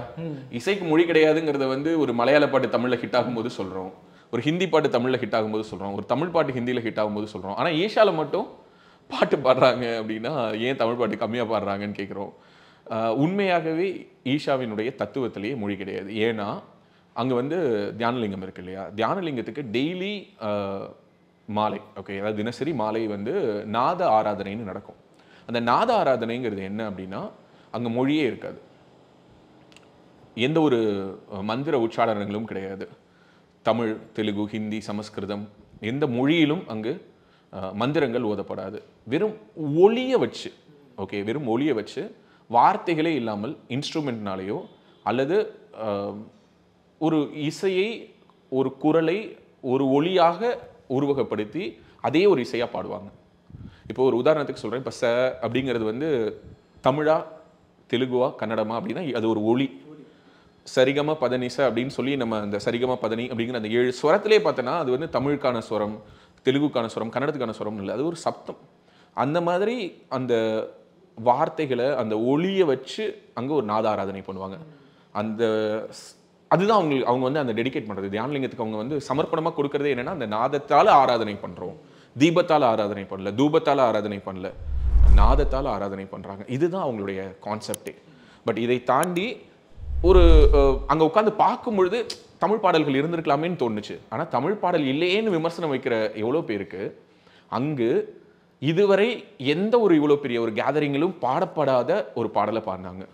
ஓகே, ட்விட்டரில் கூட அது நிறைய பேர் மென்ஷன் பண்ணியிருந்தாங்க. திருத்தொண்டர் தொகை சுந்தரமூர்த்தி நாயனார் எழுதினது. அதற்கு பிறகு அது திருத்தொண்டர் புராணமாக பிற்காலத்தில் சேக்கிழார் எடுத்து எழுதினார். அதிலிருந்து அடியார்க்கும் அடியேன்னு சொல்லிட்டு அந்த பாடல் வந்து அங்கே இருக்கக்கூடிய ஈஷா சம்ஸ்கிருதி குழந்தைகளும் அதே மாதிரி சந்தீப் நாராயணன் பிரபல கர்நாடக இசைக்கலைஞர் அவரும் சேர்ந்து பாடும் பொழுது you won't believe, it's a life time experience. Okay, வாழ்க்கையில் ஒவ்வொருவரும் அவர்களுடைய வாழ்க்கையில் ஒரு முறையாவது உணர வேண்டிய ஒரு தருணம். என்ன மாதிரியான ஒரு சிலிர்ப்பு, என்ன மாதிரியான ஒரு உணர்வு, எத்தனை ஆயிரம் ஆண்டுகளுக்கு முன்னாடி எழுதப்பட்ட ஒரு தமிழ், அந்த தமிழுக்கு இருக்கக்கூடிய அந்த ஒரு வைப்ரேஷன். ஸோ அதனால இதெல்லாம் வந்து சும்மா விமர்சனமாக வைக்கணுமேங்கிறதுக்காக ஈஷா மேலே ஏதாவது ஒரு விமர்சனம் சொல்லணும், அதுக்கு ஒரு விமர்சனம், இதில் தமிழ் பாட்டு இல்லையே, இதில் ஹிந்தி பாட்டு இருக்குது, இதில் ஆங்கில பாட்டு இருக்குன்னு. முதல் பாடல், அதாவது ஒட்டுமொத்த இந்த சிவராத்திரியினுடைய முதல் பாடலை பாடினவங்களே ஒரு ஜெர்மனியை சேர்ந்த ஒரு பார்வை திறனற்ற ஒரு கலைஞர் தான், எனக்கு உங்களுடைய பேர் கூட மறந்துட்டேன். அவங்க தான் ஃபஸ்ட்டு பாடினாங்க. ஓகே, அவங்க பாடும்பொழுது அதில் வந்து மொழி, அவங்க இந்த தேசம் அதெல்லாம் பார்க்கல. அது ஒரு இசை, அது ஒரு ஆத்மார்த்தமான இசை. அதை இங்கிருந்து உணர்றவங்களுக்கு அது உணர்வாக இருக்கும், இங்கிருந்து கேட்பவர்களுக்கு அது வேறொன்றாக இருந்திருக்கலாம். மற்றபடி இது ஒரு பெரிய விமர்சனமாக நான் பார்க்கல. இதை தாண்டி எங்கள் சொல்வதற்கு நிறைய நல்ல விஷயங்கள், அவங்க செஞ்ச சில நல்ல விஷயங்களை நான் சொல்லணும்னு நான் நினைக்கிறேன். ஒரு உதாரணத்துக்கு, it's a biggest gathering. Okay, it's a biggest gathering. பொதுவாக இங்கே ஒரு பார்ஷியாலிட்டி இருக்குது கிரண். இப்போது இதை பற்றி பேசிய ஒரே ஒரு ஊடகவியலாளர் திரு ரங்கராஜ் பாண்டே அவர்கள் தான். அதை நான் ரொம்ப இந்த இடத்துல திரும்ப ரீஇன்சிஸ்ட் பண்ணிவிட்டு நான் அதை சொல்லணும்னு நினைக்கிறேன். இப்போ பிரயாக்ராஜில் உனக்கே தெரியும் எவ்வளோ பெரிய ஒரு கூட்டம்னு. 66 கோடி பேர் வந்துட்டு போனதா தகவல்கள் சொல்லுது. இத்தனை பேர் வந்துட்டு போன சம்பவத்தில் சில அசம்பாவிதங்கள் நடந்திருக்குது. சில ரயில்வே ஸ்டேஷன்ஸில், அந்த நிகழ்வு நடந்த இடங்களில், கூட்ட நெரிசலில் மக்கள் சிக்கி இறந்து போனார்கள்ங்கிற நிகழ்வுகள் எல்லாம் நம்ம படித்தோம். தமிழ்நாட்டில் நம்ம அதை என்ன பண்ணுறோம் அப்படின்னா, பூதாகரப்படுத்தி பாருங்கள், இவ்வளோ பேர் வந்துட்டு போன இடத்துல இவ்வளோ பேர் இறந்துட்டாங்க. இறந்தவர்களை, அவர்களுடைய குடும்பத்தை நான் மதிக்கிறேன், அவர்களுடைய ஆன்மா சாந்தி அடைய நான் பிரார்த்திக்கிறேன். இது நடந்திருக்கக்கூடாது, அசம்பாவிதம். ஆனால் இதை பற்றி யார் பேசுறதுன்னு ஒன்று இருக்குல்ல. சென்னையில் ஒரே ஒரு நாள் ஏர் ஷோ நடந்தது. எவ்வளோ பேர் கூட்டினாங்க? 15 லட்சம் பேரை உன்னால் ஒரு நாளைக்கு மேனேஜ் பண்ண முடியல. அதில் எத்தனை பேர் செத்தான்? நீ பேசலாமா இதை பற்றி? 66 கோடி பேர் வந்துட்டு போயிருக்காங்க. எவ்வளோ பெரிய ஈவெண்ட்டு, எவ்வளோ பெரிய எக்கானமி. ஒரு ஏர் ஷோவை மேனேஜ் பண்ண முடியாத ஒரு திறனற்ற ஒரு அரசு இயந்திரத்தை வச்சுக்கிட்டு நீ வந்து இங்கே உட்காந்துக்கிட்டு நீ வந்து இதெல்லாம் பற்றி விமர்சிக்கிறதுக்கு உனக்கு ஏதாவது அருகதை இருக்கா? Again coming back to Isha, லட்சக்கணக்கில், எவ்வளோங்கிற எக்ஸாக்ட் நம்பர்ஸ் அவங்க சொல்லாமல் நம்ம சொல்லக்கூடாது. பிரம்மாண்டமான ஏற்பாடு, அனைவருக்கும் உணவு, அனைவருக்கும் குடிநீர், அனைவருக்கும் கழிப்பிட வசதி, அவ்வளோ பெரிய பார்க்கிங் ஃபெசிலிட்டிஸ், எவ்வளவு வசதிகளை செய்து கொடுக்க முடியுமோ. இது ஒன்றும் கல்யாணம் இல்லை, இது ஒரு அழைப்பு. ஆமாம்மா, அப்படிலாம் இல்லை. சத்குரு கொடுத்துட்டாருன்னா அதான் அழைப்பு. மகா சிவராத்திரிக்கு அவர் கூப்பிடணும்னு இல்லை, அது சிவனை கொண்டாடுறதுக்கான ஒரு இடம். இது உன்னுடைய வாழ்க்கையில் நீ இந்த ஒரு நாள் விழிப்புணர்வாக இருக்கிறது மூலமாக உன்னுடைய வாழ்க்கையை நீ இன்னும் பெட்டராக என்ஹான்ஸ் பண்ண முடியும்னா நீ வான்னு சொல்கிறாரு. அந்த ஒரு அழைப்பை ஏற்று வைந்திருந்த ஒவ்வொருத்தரையும் அவர் கை கூப்பி கும்பிட்ட விதம், அவருடைய நன்றி உணர்ச்சியை அவர் சொன்ன அந்த ஒரு கண்ணீர், ஓகே, அது வந்து இட்ஸ் சம்திங் கிரேட். நான் தான் சொல்கிறேன், இது எல்லாத்தையுமே வெளியிலிருந்து பார்க்கும் வரை இந்த சோஷியல் மீடியாவும், இங்கே இருக்கக்கூடிய சில மஞ்சள் பத்திரிகைகளும், இங்கே இருக்கக்கூடிய சில ஊடகங்களும் கட்டமைத்து வைத்திருக்கக்கூடிய அந்த பிம்பத்துக்குள்ளார நீ மாட்டிக்கிட்டு நீ இதை பார்க்குற வரைக்கும் இது இப்படி தான் இருக்கும். You have to go, you have to feel the and you have to feel the experience. Like இது வந்து ஒரு அனுபவம், இது வந்து நீ உணர்ந்தாதான் மட்டும் தான் தெரியும். இன்னொரு பேப்பர் கிளிப்பிங் ஒன்று பார்த்தேன், ஃபோட்டோ எடுத்து போட்டிருந்தாங்க. அதில் வந்து நேரடியாக அரசு வந்து வெள்ளையங்கிரி மலைக்கே பஸ் விட்டதுனால நிறையா மக்கள் வந்து போய் சேரலாங்க. வருடம் வெள்ளையங்கிரி பக்கம் போகிற மக்களை வந்து ஈஷா வளைச்சு தன் பக்கம் இழுத்து மகாசிவராத்திரி கொண்டாடிட்டு இருந்தாங்க. இந்த முறை ஆடிட்டு இருக்கு மகாசிவராத்திரி என்ற ஒரு பேப்பர் கிளிப்பிங். அதாவது நான் வந்து அங்கே போகிறேன்னு சொன்னதுக்கு பிறகு, அதாவது இந்த திரைப்படங்களுக்கெல்லாம் எப்படி முதல் நாள் காட்சிக்கு வந்து டிக்கெட் கேட்பாங்களோ, நான் ரேடியோவில் ஒர்க் பண்ண சமயத்தில் நாங்கள் நிறைய படங்களோட ரேடியோ பார்ட்னர்ஸாக இருப்போம். ஸோ அப்போ நிறைய டிக்கெட்ஸ் வரும். ஸோ என்னோடய ஃப்ரெண்ட்ஸ் எல்லாமே எந்த புது படம் ரிலீஸ் ஆனாலும் எனக்கு ஃபோன் பண்ணுவாங்க. அந்த மாதிரி என்னிடம் அவ்வளோ பேர் வந்து எங்களுக்கு ஈஷாவில் ஒரு பாஸ் வாங்கி கொடுங்கன்னு கேட்டாங்க. இது எதுக்கு நான் ஒரு உதாரணமாக சொல்கிறேன்னா, அங்கே வந்து உட்காருவதற்கு இடமில்லை, எள்ளு போட்டால் தரையில் விழாதுன்னு சொல்லுவாங்க, அந்த மாதிரி இருந்தது கூட்டம். இன்னொன்று, வெள்ளியங்கிரியும் இதையும் ஒப்பிடுவது தவறு. வெள்ளியங்கிரிக்கு போகிறவங்க வெள்ளியங்கிரிக்கு தான் போவாங்க, வெள்ளியங்கிரிக்கு போகிறவங்க ஈஷாவுக்கும் வருவாங்க, ஈஷாவுக்கு போகிறவங்க ஈஷாவுக்கு போயிட்டு வெள்ளியங்கிரிக்கும் போவாங்க. இது வந்து ஏதோ வெள்ளியங்கிரிக்கு போயிட்டு இருந்த க்ரௌடை வந்து ஒரு வளைச்சு, இதெல்லாம் வந்து ஒரு புரிதலற்ற தன்மை. என்னன்னா, இவங்க இன்னும் ஈஷாவினுடைய வீச்சு என்னன்னே புரியாமல் பேசிகிட்டு இருக்காங்க. உலகம் முழுக்க எத்தனை லட்சம் வாலண்டியர்ஸ் அந்த நிறுவனத்துக்கு இருக்காங்க, அந்த ஈஷா ஏற்படுத்தியிருக்கக்கூடிய குளோபல் இம்பேக்ட் என்ன, இவங்க எல்லோருமே நினைக்கிறது என்னன்னா, ஏதோ ஒரு இவங்க கிட்ட ஒரு பத்திரிகை இருக்குது, அந்த பத்திரிகையில் ஒரு 40 பக்கம் இவங்க வாரம் பிரிண்ட் பண்ணுறாங்க, வாரத்துக்கு 2 புக்கு போடுறாங்க, இல்லை சோஷியல் மீடியாவில் ஒரு 50,000 1 லட்சம் ஃபாலோவர்ஸ் இருக்காங்க, ட்விட்டரில் ஒரு 30,000 பேர் பின் தொடர்றாங்க. இதை வச்சுக்கிட்டு இவங்க வந்து சத்குருவை சிறுமைப்படுத்திடலான்னு இவங்க நினைக்கிறது வந்து முட்டாள்தனம். ஓகே, ஏன்னா அவர் வந்து ஒரு குளோபல் லீடராக, குளோபல் பர்சனாலிட்டியாக அவர் எவால்வ் ஆகி பல வருடங்கள் ஆயிடுச்சு. இவங்களால ஈஷாவை ஒன்றுமே பண்ண முடியாது. இவங்க இப்படி உட்காந்து புலம்புறதை தவிர இவங்களால ஒன்றுமே பண்ண முடியாது. ஏன்னா இவங்க புலம்ப ஒரு நிறுவனத்தின் மேல் அல்லது இந்த மாதிரியான ஒரு எஸ்டாப்ளிஷ்மெண்ட் மேலே மக்களுக்கு நம்பிக்கை கட்டுற தன்மை இருந்ததுன்னா மக்கள் இங்கே போகிறது குறையணும். வருஷம் புத்தாண்டுக்கு கூடிக்கிட்டே போகிறாங்க, வருஷம் பொங்கல் அன்னைக்கு மக்கள் கூடிக்கிட்டே போகிறாங்க, வருஷம் மகாசிவராத்திரி அன்னைக்கு கூடிக்கிட்டே போகிறாங்க. அப்படி இருக்கும்பொழுது அதை எப்படி நியாயப்படுத்த முடியும்? ரெண்டாவது, வெள்ளிங்கிரி ஆண்டவர் கோவில் அப்படிங்கிற அந்த ஒரு இடத்திற்கு எப்போதுமே காலமாக தமிழர்கள் போயிட்டு இருக்கிறாங்க, சிவனடியார்கள் போயிட்டு இருக்கிறாங்க. அங்கே நிறைய ரெஸ்ட்ரிக்ஷன்ஸ் இருக்குது. அந்த பாதையே பல மாதங்கள் பூட்டி அதற்கு பிறகு தான் திறப்பாங்க. கீழே இருக்கக்கூடிய அந்த பூண்டி ஆண்டவர் கோவில் வரைக்கும் தான் நீ போக முடியும். வெள்ளிங்கிரி மலைக்கு எல்லா நாட்களும் ஏற முடியாது. ஆனால் ஈஷாவுக்கு நீ எல்லா நாளும் போகலாம். ஸோ இங்கே இவ்வளவு மக்கள் வரும்பொழுது அந்த மக்கள் வந்து செல்வதற்கான ஏற்பாடுகள், அதை மெயின்டைன் பண்ணுறது, அதை ஆர்கனைஸ் பண்ணுறது, கூடுதலாக இப்போ ஆதியோகி சிலைங்கிறது ஒரு அட்டென்ஷன். ஓகே, நான் இதுதான் வந்து சர்தார் வல்லபாய் பட்டேல் சிலை அமைக்கும் பொழுதுமே பாஜக அரசு சொல்ல முயன்றது. அதை இங்கே பலர் தவறாக புரிந்து கொண்டார்கள். யுனைடெட் ஸ்டேட்ஸ் ஆஃப் அமெரிக்காவில் சுதந்திர தேவியினுடைய சிலை அப்படிங்கிறது ஒரு அட்ராக்ஷன் சொன்னால் நம்புறேன். ஈஃபில் டவர் அப்படிங்கிறது ஒரு அட்ராக்ஷன் சொன்னால் அதை நீ நம்புற. ஓகே, அங்கே என்ன இருக்குது ஈஃபில் டவரில்? வெறும் இரும்பால கட்டப்பட்ட ஒரு கோபுரம். அதை பார்க்கறதுக்கு மக்கள் கூடும்பொழுது சர்தார் வல்லபாய் பட்டேல் சிலை பார்க்கறதுக்கு வரமாட்டானான்னு கேட்டால் நீ சங்கின்னு சொன்ன. ஆனால் வெறும் பட்டேல் சிலை அல்ல, அதை சுற்றி மிகப்பெரிய வணிக நிறுவனங்கள், கடைகள், அங்கே மிகப்பெரிய ஒரு ஆம்பி தியேட்டர், அதை சுற்றி லைப்ரரிஸ் இருக்கு. ஒரு வருடத்திற்கு 500 கோடி ரூபாய் அங்கே ரெவென்யூவாக. ஸோ இவ்வளோ விஷயத்தையும் நம்ம அன்னைக்கு சொல்லும் பொழுது என்னவாக இருந்ததுன்னா, நீங்கள்லாம் முட்டா பசங்க அப்படிங்கிற ஒரு இம்ப்ரெஷனும், ஏன் இத்தனை 1000 கோடி செலவு செய்து ஒரு சிலை வைக்க வேண்டுமாங்கிற ஒரு கேள்வி மட்டும்தான் இருந்தது. இந்த கேள்விகளுக்கு விடை கிடைக்க ஆரம்பிச்சிருக்கு. முழுமையாக விடை கிடைச்சிருச்சுன்னு சொல்ல மாட்டேன். ஸோ இப்படி ஒரு சிலை என்பது வெறும் சிலையாக மட்டும் பார்க்கப்படல. திருவள்ளுவர் சிலை வச்சிங்க, அது என்னது? அது வெறும் சிலை தானே அப்படின்னு சொல்ல முடியுமா? வான் உயர்ந்த நிற்கக்கூடிய அந்த வள்ளுவனுடைய புகழுக்காக ஒரு சிலை வச்சிங்க. அந்த சிலை இப்படி இருக்குது, அப்படி இருக்குது, அந்த சிலையில் இப்படி குறை நிறைகள் இருக்குங்கிறத தவிர்த்து ஐ அப்ரிஷியேட் இட். ஏதோ ஒரு வகையில் டூரிஸ்டத்தை நீ அட்ராக்ட் பண்ணுறதுக்கு, மக்களை வரும்பொழுது மக்கள் அண்ணாந்து பார்த்து வியப்பதற்கென்று அங்கே ஏதோ ஒரு விஷயம் வேணும், ஒரு வாவ் ஃபேக்டர் வேணும். அதை அவங்க உருவாக்கியிருக்காங்க. அது அவங்களுடைய விஷயம். முடிஞ்சுதான் நீங்களும் உருவாக்குங்க, நீங்களும் வைங்களேன். உங்களுக்கு பிடித்த தலைவர்களுக்கு, உங்களுடைய கொள்கை தலைவர்களுக்கு, உங்களுடைய வழிகாட்டிகளுக்கு சிலை வைங்க. எவ்வளோ பேர் வந்து பார்க்குறாங்க நம்மளும் பார்க்கலாம். இல்லை தெரிஞ்சுக்கிறதுக்காக சொல்கிறேன், தவறா இல்லை. ஒரு ஒப்பீடுக்காகலாம் நான் சொல்லலை. எனக்கு ஒவ்வொரு வார்த்தையும் நான் பேசும்பொழுது ஒரு முறைக்கு 100 முறை நான் யோசிச்சு தான் பேசுகிறேன். அந்த மாதிரி யோசிச்சு தான் நான் தெளிவாக சொல்கிறேன்.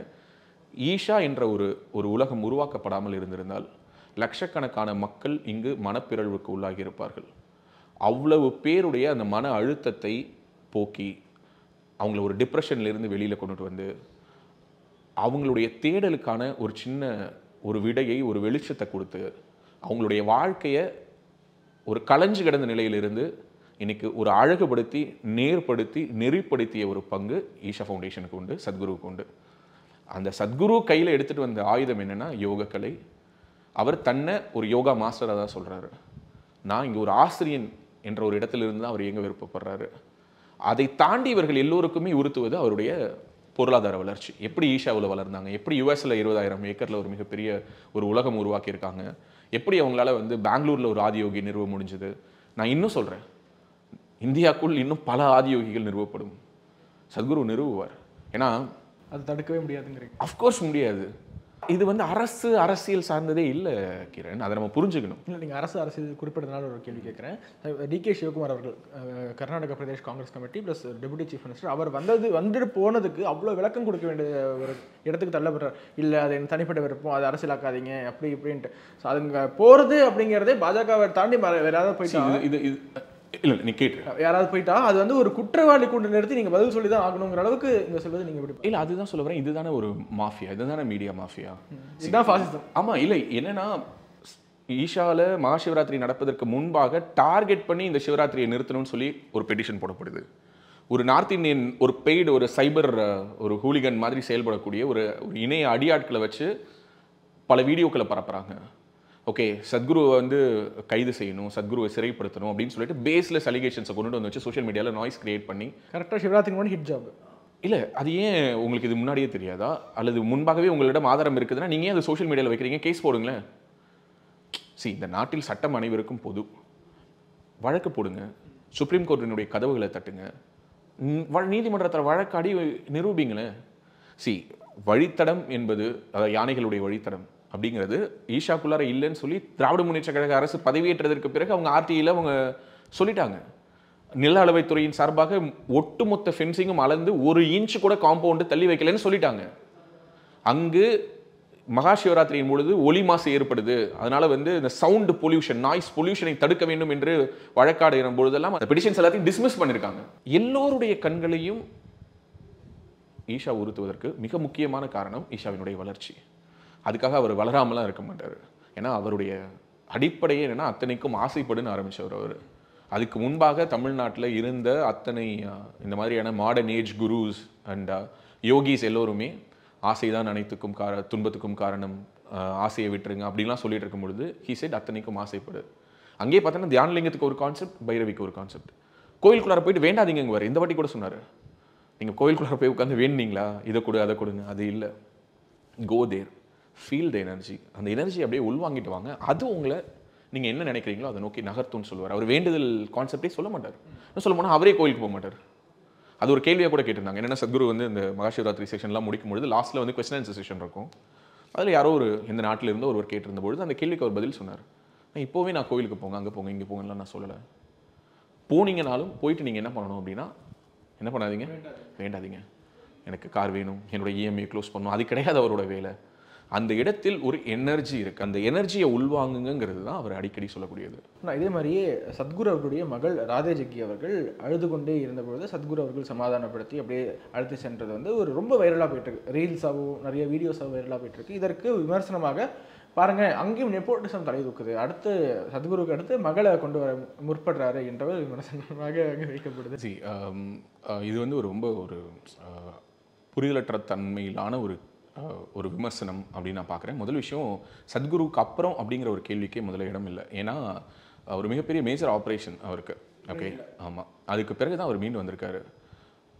உண்மையாகவே அவருடைய வயதுக்கு அந்த எனர்ஜிங்கிறதெல்லாம் ஒரு மனித பிறவிக்கு சாத்தியப்படுறதே கிடையாது. அவர் த்ரூ அவுட் த டே அவர் அந்த எனர்ஜிலே இருந்தார். அந்த எனர்ஜியை மற்றவங்களுக்கு அவர் ட்ரான்ஸ்ஃபார்ம் பண்ணிக்கிட்டே இருந்தார். இப்போ நீங்கள் சத்குருவை பார்க்குறேன்னு வச்சுக்கோங்க, அது வந்து எப்படி இருக்கும் அந்த மொமெண்ட்டுங்கிறதுக்கு நான் ஒரு எக்ஸாம்பிள் சொல்கிறேன். நான் இந்தியன் இன்ஜினியரிங் 2022 போனேன்னு சொன்னேன் இல்லையா, அந்த 4 டேஸில் நாங்கள் அங்கே இருக்கும்பொழுது சத்குரு வந்து பைக்கில் க்ராஸ் பண்ணுவாங்க. அவங்க வீடு இருக்கக்கூடிய இடத்துலேருந்து அந்த கேம்பஸ்குள்ளார எங்கேயாவது போவாங்க. அவங்க போகிறாங்கன்னா முன்னாடி ஒரு 2-3 செக்யூரிட்டி பர்சனல்ஸ் மாதிரி வந்துட்டு சுவாமிகள் தான் இருப்பாங்க. அதுவுமே சுவாமிஸ் தான் அவரோட பர்சனல் டீமில் இருப்பாங்க. அவங்க வந்து அந்த ரோடை அப்படியே வாட்ச் பண்ணி ஒரு சின்ன ஒரு சத்குரு போகிறதுக்கான ஒரு இடையூறு இல்லாத ஒரு வழி ஏற்படுத்துவாங்க. அப்படி வராங்கனாலே சத்குரு வரப்போகிறாங்கன்னு தெரிஞ்சிடும். மக்கள் வந்து அந்த ஈஷாக்குள்ளாரையே இருக்கக்கூடிய அந்த சின்ன சின்ன ரோட்ஸில் வந்து நிற்பாங்க. நான் அப்படி நின்று நான் சத்குருவை பார்க்குறேன். அதுலேருந்து கரெக்டாக 4 மந்த்ஸில் அக்டோபர்லேருந்து November, December, January, Feb. Okay, ஃபெப்பில் வந்து I got an opportunity to interview Sadhguru. என்னுடைய வாழ்க்கையில் நான் கிட்டத்தட்ட ஒரு 15 வருஷம் நான் ஊடகங்களில், ரேடியோவில், டெலிவிஷனில், இந்த மாதிரியான மீடியம்லாம் நான் ஒர்க் பண்ணதில் ப்ளஸ் இப்போ டிஜிட்டல் மீடியமும் சேர்த்து ஒரு 4 வருஷம்னு வச்சுக்கோ. ஒரு 20 ஆண்டுகளாக நம்ம பழப்பு இது தான். 2004 once I stepped out of teacher training இன்ஸ்டியூட்லேருந்து வச்சுக்கிட்டா 21 வருஷமாக ஊடகம் சார்ந்த பணிகள். நடுவில் ஒரு 1.5 வருஷம் 2 வருஷம் நான் ஸ்கூல்ஸில் ஒர்க் பண்ணேன். என்னுடைய வாழ்க்கையினுடைய ஒரு பெஸ்ட் மூமெண்ட்டுங்கிறது அதுதான். நான் சத்குருவை இன்டர்வியூ பண்ண அந்த ஒரு 45 மினிட்ஸ். ஏன்னா சத்குருவை இன்டர்வியூ பண்ணுறதுக்கான ஒரு ஆப்பர்ச்சுனிட்டி இருக்குது. தமிழில் அவர் ரொம்ப நாள் ஆச்சு பேசி. உங்கள் சேனலுக்கு ஒரு இன்டர்வியூ கொடுக்கறதுக்காக நாங்கள் சொன்னோம். மீடியா டீம் பேசி சத்குரு அக்ரி பண்ணிட்டாங்க அப்படின்னு சொல்லி எனக்கு மீடியா டீம்லேருந்து கூப்பிட்டு சொல்லும் பொழுது எனக்கு அதனோட ஐ கேன் அண்டர்ஸ்டாண்ட். சத்குருவோட இன்டர்வியூ நம்ம எடுக்க போகிறோமா, எவ்வளோ பெரிய விஷயம். அதுக்கு முன்னாடி எடுத்தவங்க எல்லாருமே பார்த்தீங்கன்னா நேஷனல் சென்சேஷன் தான். மிக முக்கியமான ஆட்கள், ஏஎன்ஐல ஸ்மிதா மாதிரி, நவிகா மாதிரி, ரன்வீர் மாதிரி பெரிய பெரிய ஆட்களுக்கு அவர் நேஷனலி கொடுத்துருக்காரு. தமிழ்லேயும் மிகப்பெரிய ஊடகங்கள் கொடுத்துருக்காரு. நம்ம ஒரு சின்ன ஒரு மீடியா நமக்கு அவர் கொடுக்க போகிறாருங்கிறது என்னால் அந்த மொமெண்ட்டை யோசிச்சா அப்படி சிலிர்ப்பாருக்கு. இந்த ஷர்ட் தான் நான் அந்த இன்டர்வியூக்கும் நான் போட்டிருந்தேன். அந்த இன்டர்வியூக்கு போகிறதுக்கு அன்றைக்கி ஈவினிங் இன்டர்வியூ ஸ்கெடியூலாக இருந்தது. அன்று காலையே நாங்கள் போயிட்டேன். அங்கே போயிட்டு எனக்கு சுவாமி ஜோதிர்மயான்னு சொல்லிட்டு அவர் தான் என் கூட உட்காந்து இன்டர்வியூ கொஸ்டின்ஸ் எல்லாமே நான் எடுத்துகிட்டு போயிருந்த கொஸ்டின்ஸ் எல்லாத்தையும் அவர் கூட நான் டிஸ்கஸ் பண்ணி அந்த கொஸ்டின்ஸ் எல்லாத்தையும் இன்னும் பெட்டராக இது பண்ணுறேன். சில சர்ச்சையான கேள்விகளுமே வச்சுருந்தேன். முதல் கேள்வியே பார்த்தேன் அப்படின்னா அவர் மேலே இருக்கக்கூடிய வழக்குகள் பற்றி தான் நான் பேசுவேன். ஸோ அந்த வழக்குகளை பற்றி அவர் விளக்கமாக சொல்லுவார். இன்னும் சொல்லப்போனால் அவருடைய எக்ஸ் லவர் பற்றிலாம் நான் கேட்டிருப்பேன். அவருடைய க்ரஷ், இந்த மாதிரி விஷயங்கள் கேட்டிருப்பேன். ஒரு அது ஒரு ரேபிட் ஃபயர் செஷன் மாதிரி ஒரு 10 மினிட்ஸ் எடுத்துகிட்டு போயிருப்பேன். நம்ம சேனலில் பப்ளிஷ் ஆனதுனாலையோ என்னவோ அல்லது நம்ம சேனலோடைய விசிபிலிட்டினாலேயோ என்னவோ அந்த இன்டர்வியூ வந்து ஒரு பெரிய மற்ற சேனல்ஸ்லாம் அவங்க கொடுக்குற மாதிரி மில்லியன் ஆஃப் வியூஸ்லாம் போல. நம்ம வந்து அது ஒரு பூஸ்ட்டும் பண்ணலை, எதுவும் பண்ணல. அது என்ன போட்டோம், மக்கள் பார்த்தாங்க. பட் அதில் பல முக்கியமான விஷயங்கள் பற்றி பேசியிருந்தார். இந்தியாவில் உணவு பஞ்சம் வருமா, ஏன்னா ஸ்ரீலங்காவில், பாகிஸ்தான்லாம் உணவு பஞ்சம், போதை கலாச்சாரம், மாட்டுக்கறி உணவு, அரசியல், இந்த மாதிரி எல்லாத்த பற்றியும் பேசியிருப்பார் சத்குரு. அந்த இன்டர்வியூ பண்ண அந்த 45 மினிட்ஸ் வந்து அந்த energy level is completely different. முடிச்சோடனே எனக்கு ஒரு ருத்ராட்சம் என் கழுத்தில் போட்டார். நான் சத்குருவோட கால் பாதத்தை தொட்டு நான் கும்பிட்டேன். ஓகே, எனக்கு அதுக்கு முன்னாடி நான் இன்னர் இன்ஜினியரிங் பண்ணதுனாலையும் அந்த இன்டர்வியூவை நான் முடிச்சுட்டு நான் வெளியில் வரும்பொழுது எனக்கு இருந்த அந்த ஒரு எமோஷன்ஸும் அவரை ஒவ்வொரு தடவை நான் பார்க்கும்பொழுது எனக்கு இருக்கும்.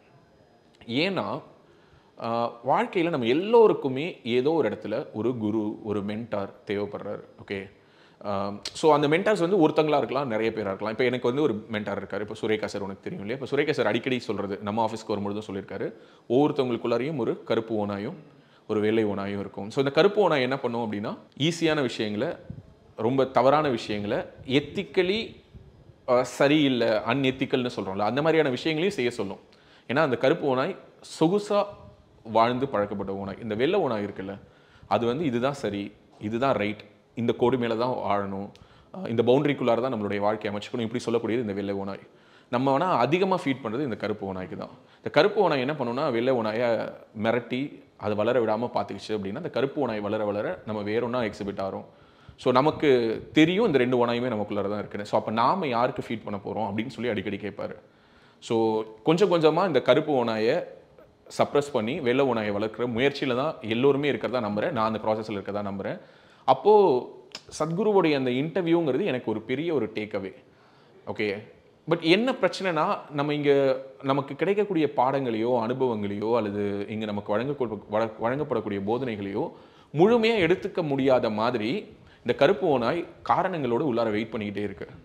அது வந்து இப்படிலாம் பண்ணி நீ என்ன நல்லவனாக இருந்து என்ன சாதிக்க போகிற, இந்த உலகத்தில் நல்ல எதையுமே என்ஜாய் பண்ணாமலே செத்துற போறியா, ஏன் இது பண்ணால் என்ன தப்பு, அவன்லாம் பண்ணலையா, நீ இந்த தப்பை பண்ணா என்ன, இப்படி ஆரம்பித்து இதற்கு பல்வேறு காரணங்கள் சமூகத்தில் உதாரணங்களாக காட்டுறதுக்கு, ஏன் அவன் பண்ணா நீ பண்ணலையா, ஏன் அவன் செஞ்சால் தப்பு நீ செய்யக்கூடாதா, ஏன் ஏன் ஏன் ஏன் ஏன்னு இது ஒன்று என்ன பண்ணிக்கிட்டே இருக்கும்னா டெம்ப்ட் பண்ணிக்கிட்டே இருக்கும்.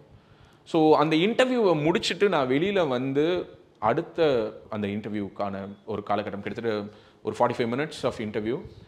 இன்னைக்கு வந்து 2 வருஷம் ஆயிடுச்சு. நமக்கு இன்டர்வியூ கொடுத்த பிறகும் அவர் இதுவரை எந்த ஒரு மிகப்பெரிய ஒரு தமிழ் ஊடகத்துக்கும் அவர் இன்டர்வியூ கொடுக்கல. இன்னும் சொல்லப்போனால் தமிழில் ஒரு இன்டர்வியூவே கொடுக்கல.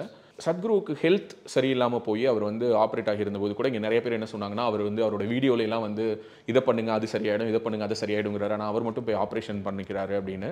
என்றைக்குமே சத்குரு அந்த மாதிரியான ஒரு பேஸ்லெஸ் நான் சயின்டிஃபிக் அல்லது அறிவியலுக்கு புறம்பான விஷயங்களை அவர் ப்ரொமோட் பண்ணதே இல்லை. அவர் சொன்னது எல்லாத்துக்கும் ஆதாரம் இருக்கும், அவர் சொல்கிறது எல்லாத்துக்கு முன்னாடியும் ஒரு காரணம் இருக்கும். அப்படியான ஒரு இடத்துக்கு போயிட்டு நான் பார்த்த சத்குரு அந்த இன்டர்வியூவில் ஒருத்தரை பார்க்குறேன். அவர் வந்து ஒரு டெத் பெட் மாதிரியான சிச்சுவேஷனில் அவருக்கு என்ன ஆகும், திரும்ப வருவாரா, வந்தாலும் அவரால் அவருடைய நினைவு எப்படி இருக்கும், அவர் பேச்சு எப்படி இருக்கும், நடை எப்படி இருக்கும், இல்லை பெட்ரிடன் ஆகிடுவாரா, இப்படி எவ்வளவு எவ்வளவு எவ்வளவு கேள்விகள். அதெல்லாம் மீறி அவர் வந்து அதுக்கு பிறகு அவரை இப்போ தான் நேரில் பார்க்குறேன். இந்த சர்ஜரிக்கு பிறகான காலகட்டங்களில் நான் ஈஷாவுக்கு போயிட்டு வந்தேன், எங்கள் அம்மாவை கூப்பிட்டு போனேன். இந்த சாத்தியங்கள்லாம் அமைஞ்சதே தவிர சத்குருவை பார்க்க முடியல. பிகாஸ் அவர் இங்கே இல்லை, யுஎஸில் இருந்தார், ட்ரீட்மெண்ட்டுக்கு பிறகு ரெஸ்ட்டில் இருந்தார்.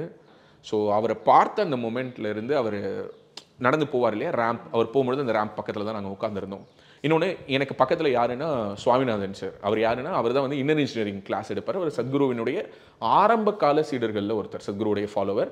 சத்குரு இனிஷியலாக இந்த இன்னர் இன்ஜினியரிங் கிளாஸ் இந்த சாம்பவி மகாமுத்ராவை கற்றுக் கொடுக்கறதுக்கு சில பேரை ட்ரெயினர்ஸாக உருவாக்குனார். அது ஃபஸ்ட்டு பேட்ச்னு சொல்லுவோம்ல, சத்குரு கிட்டேருந்து நேரடியாக கற்றுக்கிட்டு சுவாமிநாதன் சார் மூலமாக இந்த தமிழ்நாட்டில் அல்லது இந்த இந்தியாவில் இந்த உலகத்தில் எத்தனையோ ஆயிரக்கணக்கான லட்சக்கணக்கான பேருடைய வாழ்க்கை மாறி இருக்கும். ஏன்னா one of the beautiful Shambhavi initiator அவர் வந்து எல்லா கிளாஸஸும் எடுப்பார். பட் இருந்தும் பார்த்தோன்னா அவருடைய வகுப்புகள் வந்து தமிழில் இருக்கும். ஸோ நான் போனது வந்து தமிழ் இன்னர் இன்ஜினியரிங். அவர் பக்கத்தில் நான் உட்காந்துருந்தது எதேச்சையா.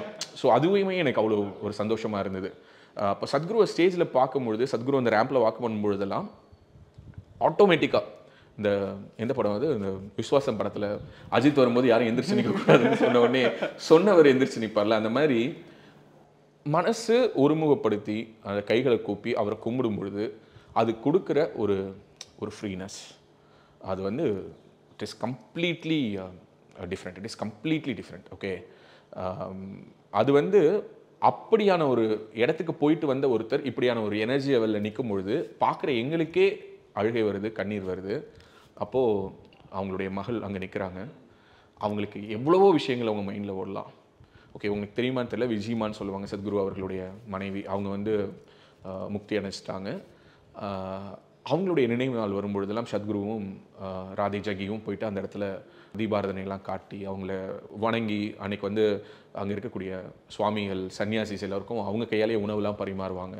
அந்த வீடியோ நீங்கள் எப்போ பார்த்தீங்கன்னாலும் அது ஒரு ஹெவினஸ் கொடுக்கும். ஓகே, ஸோ பொதுவாகவே இங்கே என்னென்னா நம்ம வந்து ஒருத்தங்களுடைய கண்ணீரை வந்து நம்ம வந்து ரொம்ப டீக்ரேட் பண்ணுறது அப்படிங்கிறது ரொம்ப தப்பு.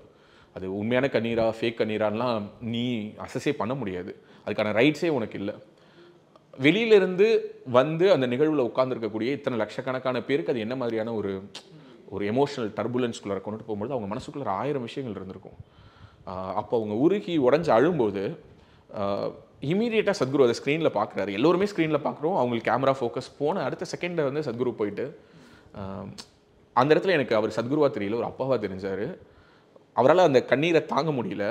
அவருக்கும் எதையோ நினச்சி அழுக வருது. போய் மகளை கூப்பிட்டு அவங்கள சுற்றி விட்டு அவங்கள டான்ஸ் ஆட வச்சு அந்த மோமெண்ட்டில் எனக்கு உண்மையாகவே சொல்கிறேன் அவர் ஒரு அப்பாவாக தெரிஞ்சார். பியூர்லி ஒரு அப்பா. ஒரு குழந்தை எத்தனை வயசாகட்டுமே, அந்த குழந்தை அழும்போது ஒரு அப்பாவால் உட்காந்துருக்க முடியல. அப்படியே போயிட்டு சத்குரு உருவாக்குனது இது அவருடைய ஃபவுண்டேஷன். அவர் அதுக்கு யாரை அடுத்து கொண்டுட்டு வரணுங்கிறத விமர்சிக்கிறதுக்கு இவங்களுக்குலாம் என்ன ரைட்ஸ் இருக்குது? மற்ற இடங்களில், இப்போ அரசியலாக நான் சொல்லலை, மற்ற இடங்களில் இருக்கக்கூடிய எந்த ஒரு விஷயத்தை எடுத்து நீ டிஸ்கஷன் அண்ட் டிபேட்குள்ளார கொண்டுட்டு வந்து இங்கே ஒரு நெப்போட்டிசம் இருக்குன்னு நீ பேசினாலும் அந்த இடத்தில் வைக்கக்கூடிய ஒரு இது என்னென்னா, இல்லை அவங்க தகுதியின் அடிப்படையில் வந்தாங்க, அவங்க அதுக்கு வருவதற்கு எவ்வளோ காலகட்டம் எடுத்துக்கிட்டாங்க, இது எங்களுடைய உட்கட்சி விவகாரம், இதை வந்து நீங்கள் எப்படி பேசலாம், அந்த கட்சியில் இல்லையா அந்த கட்சியில் இல்லையாங்கிறீங்க. அப்படிலாம் இல்லை. இது கட்சியும் அல்ல, இது வாரிசு அரசியலும் அல்ல, இது முழுக்க முழுக்க ஒரு உணர்வு. அது ஒரு அப்பாவாக வெளியிலேருந்து பார்த்தீங்கன்னா அப்பாவாக தெரியும், ஒரு குருவாக வெளியிலேருந்து பார்த்தீங்கன்னா அந்த குரு இவங்களோட கண்ணீரை மட்டும் இல்லை, எவ்வளோ பேருடைய கண்ணீரை துடைச்சிருக்காரு. ஓகே, அவருக்கு அன்னைக்கு பக்கத்தில் அவங்களுடைய மகளுடைய கண்ணீரை துடைப்பதற்கான சாத்தியம் இருந்ததுனால, அவருடைய கரங்கள் தொடக்கூடிய இடத்துல அவங்க இருந்ததுனால அவங்க கண்ணீரை துடைச்சி விட்டார். நிறைய பேர் சத்குருவை பார்க்கும்போது அழுவாங்க. நிறைய பேரை வந்து அவர் அந்த அந்த அந்த கண்ணீரை தொடச்சி விடக்கூடிய எமோஷனலான மூமெண்ட்ஸ் நிறைய இருக்குது. சோஷியல் மீடியாவே அவ்வளோ இருக்கும். ஸோ அப்படியான ஒரு மொமெண்ட் தான் அதுவே தவிர இதை வந்து ஒரு பிளான்டுன்னு சொல்கிறதோ அல்லது இதை விமர்சித்து பேசுகிறதோ எல்லாம் ஒரு ஒரு குரூரமான ஒரு புக்தியாக நான் பார்க்குறேன். அந்த மொமெண்ட்டை அங்கேருந்து ஃபீல் பண்ணவங்களுக்கு அது தெரியும். அன்றைக்கி அவங்க ராதே ஜகியுடைய மனதுக்குள்ளார என்ன ஓடிட்டு இருந்தது, அவங்க எதை நினச்சி அந்த கண்ணீர் பிரவாகம் எடுத்தது, சத்குரு மனசில் என்ன ஓடிட்டு இருந்தது, அவங்க 2 பேரும் பேசிக்காமலே பேசிக்கிட்டாங்க. ஓகே, அந்த எமோஷன்ஸில் பேசிக்கிட்டாங்க. It's completely different. இதெல்லாம் வந்து இதையெல்லாம் விமர்சிக்கிறவங்களுக்கெல்லாம் பதிலே சொல்ல முடியாது. ஏன் பதிலே சொல்ல முடியாதுன்னா, அவங்க விமர்சிக்கணுமேனு விமர்சிக்கிறாங்க. அதன் மூலமாக அவங்களுக்கு ஒரு அவுட்கம் தேவையில்லை. Just they want to create some noise. Hit job மாதிரி அடிச்சுட்டு ஓடிடு, அவ்வளோதான். இதை காலங்காலமாக பண்ணிகிட்டு இருக்காங்க. ஈஷாவை நோக்கி இதை வருட கணக்கில் பண்ணிக்கிட்டே இருக்காங்க, இன்னும் பண்ணுவாங்க. பட் இது எல்லாத்துக்கும் பதில் சொல்ல வேண்டிய ஒரு பொறுப்பு இருக்கிறதா நினச்சி ஈஷா பதில் சொல்ல ஆரம்பிச்சுன்னா அவங்க பதில் மட்டும் தான் சொல்லிட்டு இருப்பாங்க. அவங்க செயல்பட முடியாது. அவங்களால வந்து விவசாயிகளை இயற்கை விவசாயத்தை நோக்கி திருப்ப முடியாது. இன்றைக்கி வந்து பயிர் விவசாயம் வந்து கை கொடுக்கல அப்படிங்கிற போது மர விவசாயத்தை நோக்கி மரங்களை பயிரிட்டு உங்களுடைய பொருளாதாரத்தை முன்னேற்றுங்கன்னு சொல்லி மிகப்பெரிய புரட்சி நிகழ்த்திருக்காங்க. அதை நோக்கி போக முடியாது. காவேரி காலிங் மூலமாக கோடிக்கணக்கான மரங்கள் நட்டிருக்காங்க, அதை நோக்கி போக முடியாது. சேவ் சாயில் மூலமாக உலகம் முழுக்க மண்வளம் காப்பது தொடர்பான விழிப்புணர்வு ஏற்படுத்தியிருக்காங்க, அதை நோக்கி போக முடியாது. கிராமோத்சவம் மூலமாக எத்தனையோ லட்சக்கணக்கான கிராமத்தை சேர்ந்த இளைஞர்களை, பள்ளிக்கூட மாணவ மாணவிகளை வந்து வலிமைப்படுத்துறதுக்கான வாய்ப்பை உருவாக்கியிருக்காங்க, அதை நோக்கி போக முடியாது. ஈஷா ஸ்கூல்ஸ் மூலமாக எத்தனையோ அரசு பள்ளிகள் முதற்கொண்டு அவங்க வந்து இன்றைக்கி தரம் உயர்த்தக்கூடிய வேலைகளில் ஈடுபட்டிருக்காங்க, அதை நோக்கி போக முடியாது. எத்தனையோ ஈஷா மயானங்களை நிர்வகிக்கிறாங்க, அரசு மயானங்கள் உட்பட அனைத்து மயானங்களையும் நிர்வகிக்கிறாங்க, அதை நோக்கி போக முடியாது.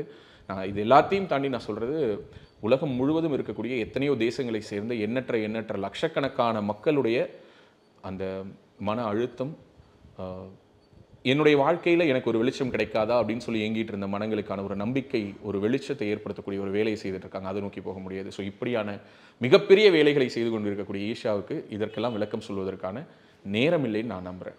அதனால் என்னை போன்றவர்கள் இது ஒரு வாலண்டியர் ஜாபாக எடுத்து பண்ணுறோம். அவங்க என்னங்க விளக்கம் சொல்கிறது, நாங்கள் சொல்கிறோம் இதுதான் அப்படின்னு சொல்லி நாங்கள் சொல்கிறோம். பட் இதுவுமே ஈஷாவினுடைய விளக்கம் அல்ல, இது ராஜவேலுடைய விளக்கம். ராஜவேல் வெளியிலேருந்து பார்க்கும்பொழுது எனக்கு என் மனசில் என்ன தோணுச்சோ அதை நான் மனப்பூர்வமாக பதிவு பண்ணணும்னு நினைக்கிறேன், அவ்வளோதான். அந்த கேமரா ஃபோக்கஸ்ன்னு சொன்னதுனால எனக்கு வந்து ஒரே ஒரு கேள்வி. சமூக வலைதளங்களில் அந்த வீடியோ நான் பார்க்க முடிஞ்சது. அண்ணாமலை அவர்களை ஃபோக்கஸ் பண்ணும்போது சிவபெருமாள் அடைந்த அந்த தன்மையை அடைவதுதான் ஒவ்வொரு மனிதருக்கும் இருக்கிற லட்சியம் என்பதை உணர்த்துகின்றது. க்ரௌட் அப்படி எரப்ட் ஆச்சு, அதை நீங்கள் நானுமே பார்த்தேன். எனக்கு ரொம்ப ஒரு கூஸ் பம்ஸாக இருந்தது. ஓகே, ஏன்னா நிகழ்வு தொடங்கின ஃபியூ மினிட்ஸில் வந்து அமித்ஷா அவர்கள் பேசுகிறாரு. அமித்ஷா பேசும்பொழுது எல்லோரையுமே பிளாக்காக காட்டிக்கிட்டே வராங்க. ஒவ்வொரு பிளாக்காக ஒவ்வொரு பேன்னு சொல்லுவாங்க, பே A1 A2 A3ன்னு இந்த ஒவ்வொரு பேலையும் இருக்கக்கூடியவங்களை காட்டிகிட்டே வரும்பொழுது ஒவ்வொரு முகங்களாக காட்டுறாங்க. அப்போது அதே எதேச்சியாக அண்ணாமலை வேற எங்கேயோ பார்த்துட்டு இருக்காரு. அவர் ஒரு ஃபோக்கஸ், அவருக்கு ஒரு ஷார்ட் வச்சது தான் தெரியும். அது வரைக்கும் எவ்வளோ முகங்களை காட்டினாங்க. அப்போதெல்லாம் கத்தாத ஒரு கூட்டம் வந்து அப்படி ஒரு சேரப் பண்ணாங்க. ஒரு நிமிஷம் அப்படி சேரப் பண்ணுறாங்களேன்னு உடனே தான் அவரே வந்து என்ன பண்ணுறாருன்னா இப்படி அப்படி பார்த்தாரு, உடனே அங்கேருந்து கட் பண்ணிட்டாங்க. ஜென்ரலாக கிரிக்கெட் மேட்ச்லாம் கை காட்டின உடனே கை காட்டுற வரைக்கும் கட் பண்ணுவாங்க. இதே இந்த பாரு நீ தெரியுற அப்படின்னு உடனே அந்த மாதிரி அவர் எதேச்சியாக அப்படி பார்க்க போனார். அவனே பார்த்தா வேற எங்கேயோ கேமரா ஷிஃப்ட் ஆச்சு. ரொம்ப நிகழ்ச்சியாக இருந்தது. ஏன்னா திரு அண்ணாமலை அவர்களை கொண்டாடக்கூடிய மக்கள் எங்கே இருக்கிறார்கள்னு புரிஞ்சுக்க முடிஞ்சது ஒன்று. ரெண்டாவது, அண்ணாமலை மக்களால் எப்படிப்பட்ட ஒரு இடத்தில் பார்க்கப்படுகிறார், எப்படிப்பட்ட இடத்தில் மக்கள் அவரை வைத்திருக்கிறார்கள்ங்கிறத உணர முடிஞ்சது. அது அந்த இடத்துல உட்காந்து பார்க்கும்போது இன்னும் ரொம்ப சந்தோஷமா இருந்தது. ஏன்னா எனக்கு பக்கத்தில் நான் சொன்னேன் இல்லையா, சுவாமிநாதன் சாருடைய ஃபேமிலி உட்காந்துருந்தாங்க இல்லையா, அதில் வந்து ஒரு சிஸ்டர் ஒருத்தவங்க உட்காந்துருந்தாங்க.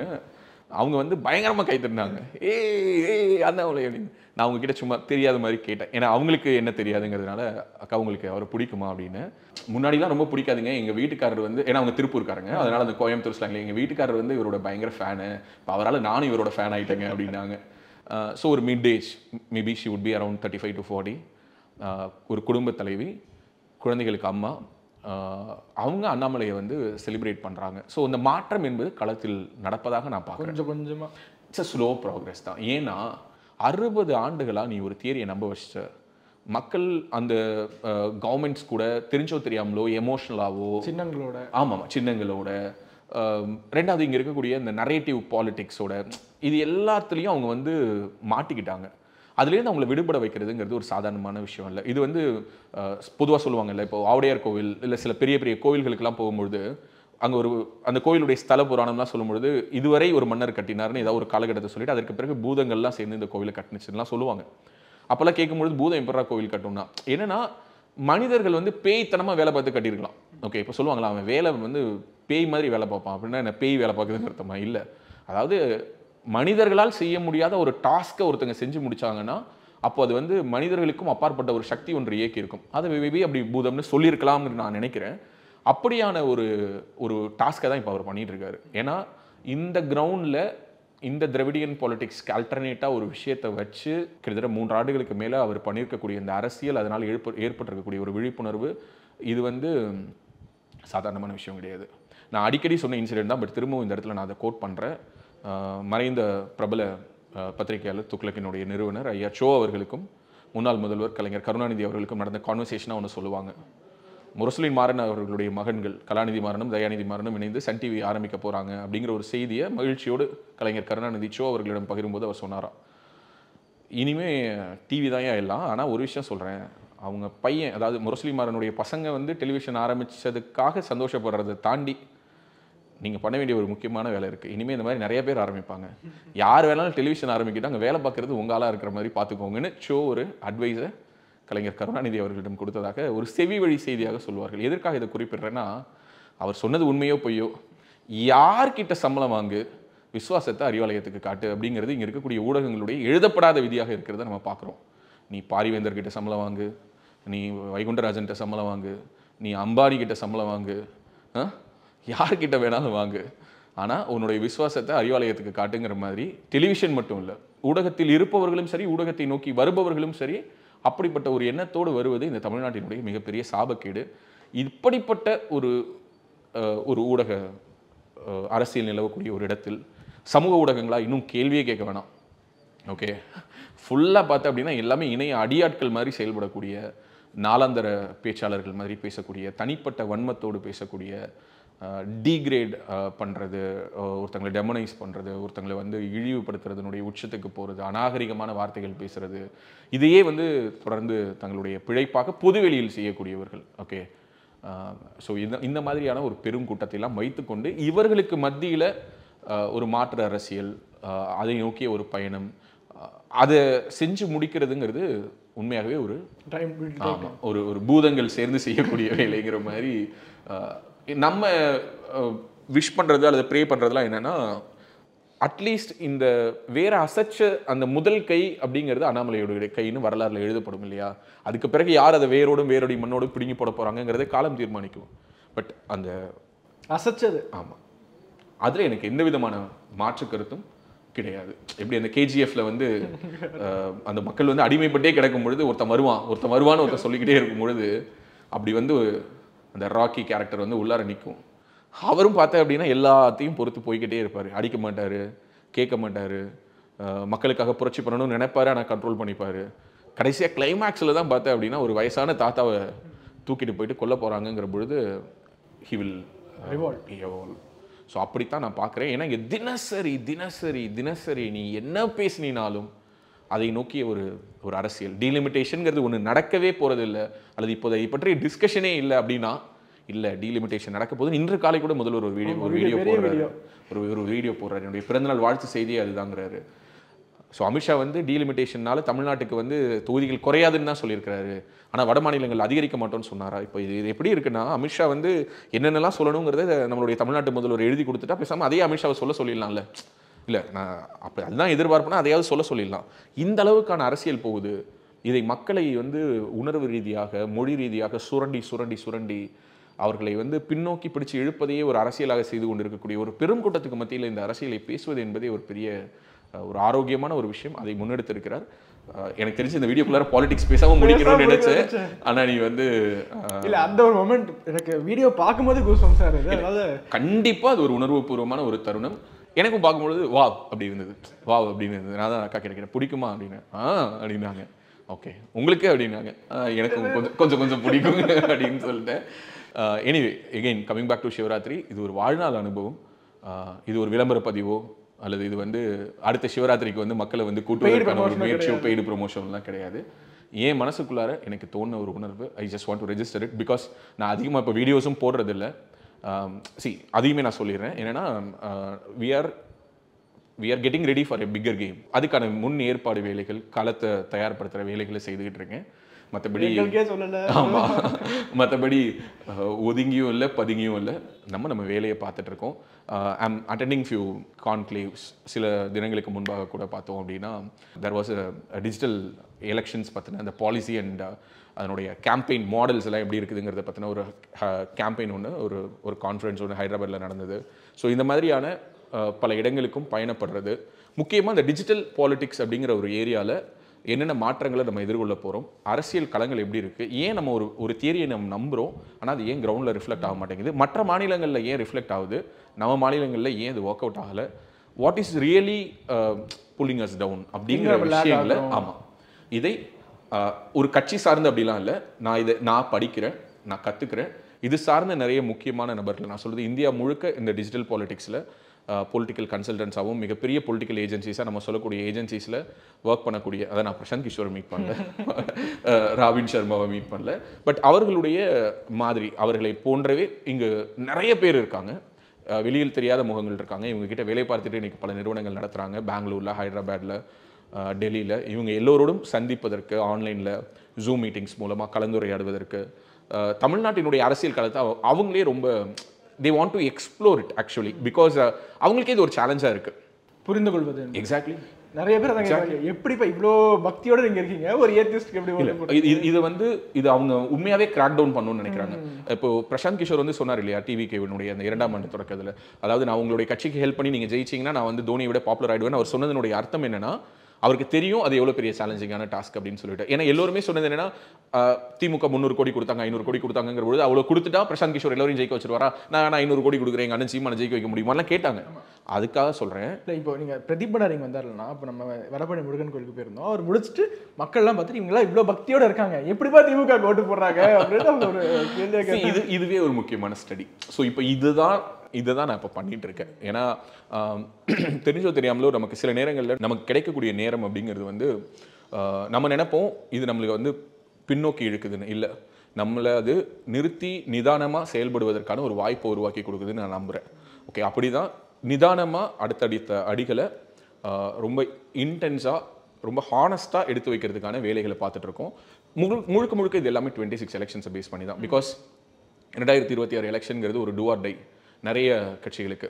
அந்த டூ யாருக்கு, இந்த டை யாருக்கு, இதை டிசைட் பண்ண போகிறது சில ஃபேக்டர்ஸ் தான். ஸோ கூடுமானவரை இன்று தேர்தல் களத்தில் இந்த நிமிடத்தில் திமுக எல்லாரை விட ஃபார் பெட்டராக முன்னாடி இருக்காங்க. அதுக்கு அவங்களுக்கு என்னென்ன ஃபேக்டர்ஸ்லாம் ஒர்க் ஆகிருக்கு அப்படிங்கிறத எவிடென்ட்டாக எல்லோருக்கும் தெரியும். நீ போயிட்டு யார்கிட்ட போய் கேட்டோம்னாலும் எல்லாரும் சொல்லுவாங்க, மகளிர் உதவித்தொகை கொடுத்தாங்க, பெண்களுக்கு பஸ் கொடுத்தாங்க, அது கொடுத்தாங்க, இது கொடுத்தாங்கன்னு. என்னென்ன அவங்க கொடுக்கலங்கிறதுக்கு ஒரு பெரிய லிஸ்ட் இருக்குது. இங்கே ஏன் திமுக மேலே நிறைய விமர்சனங்கள் இருந்தும் அது மக்களிடம் ஒரு கோபமாக மாறவில்லை அப்படின்னா, because DMK is very strong in setting their narrative. எப்போதுமே உங்களை பதில் சொல்லவே வச்சுட்டு இருக்காங்க. உங்களை கேள்வி கேட்கறதுக்கே அவங்க வைக்கிறது இல்லை. ஓகே, உங்களை அவங்க தொடர்ச்சியாக பதில் சொல்லக்கூடிய இடத்தில் அவங்க உங்களை உட்கார வைக்கிறாங்க. நீங்கள் அந்த சீட்டை விட்டு எழுந்தீங்கனாலும் உங்களை திரும்ப அவங்க எப்படி அங்கே உட்கார வைக்கிறதுன்னு அவங்களுக்கு தெரிஞ்சிருக்கு. ஸோ இப்போ இந்த கேமை நீ பிரேக் பண்ணினா you have to work. So இதில் நிறைய பேர், நிறைய முக்கியமான செஃபாலஜிஸ்ட் நான் சொல்கிறது, அவங்கெல்லாம் பல தேர்தல்கள் பார்த்தவர்கள். அவர்களோடெல்லாம் நமக்கு உரையாடுவதற்கு கிடைக்கக்கூடிய வாய்ப்பும், அவர்கள் எல்லோரும் சொல்லக்கூடிய விஷயங்கள், what is Dhar plan and why they are seeing it very this elections is very important.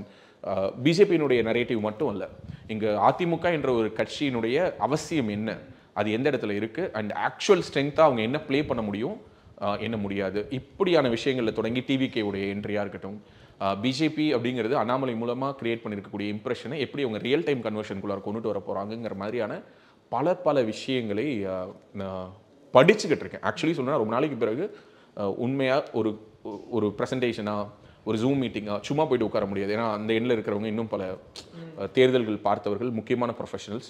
So we are seeing அந்த மாதிரியான விஷயங்களை, பாசிபிலிட்டிஸை எக்ஸ்ப்ளோர் பண்ணுறேன். இது இல்லாமல் இப்போ புதிய கல்விக் கொள்கை மற்றும் மும்மொழி கொள்கை தொடர்பாக எழுந்திருக்கக்கூடிய சர்ச்சை தொடர்பாகவும் we are planning for a conclave. வெகு விரைவில் அது தொடர்பான தேதியும் இடமும் நம்ம அறிவிக்கலான் இருக்கோம். மும்மொழி கொள்கை சர்ச்சைங்கிறது அவசியம் இல்லையா? We are going to discuss both.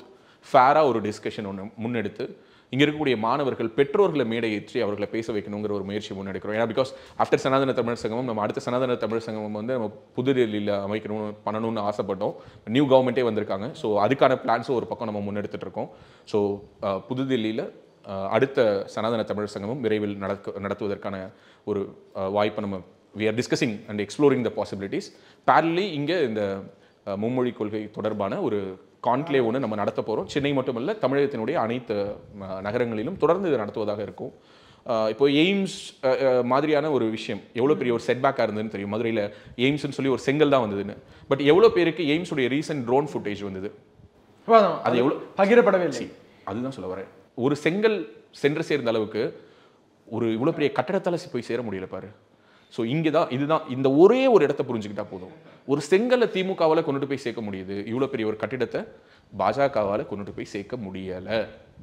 Okay, we have to accept. சில நேரங்களில் உண்மை சுடும், உண்மை சுட்டாலும் அதை ஏற்றுக்கொள்வது அவசியம். அப்போ தான் திரும்பவும் ஏற்றுக்கொண்டதை இதுக்கு என்ன செய்ய முடியும். எக்ஸாக்ட்லி இல்லைன்னா அந்த உண்மை நம்மளை சுட்டுக்கிட்டே தான் இருக்கும்.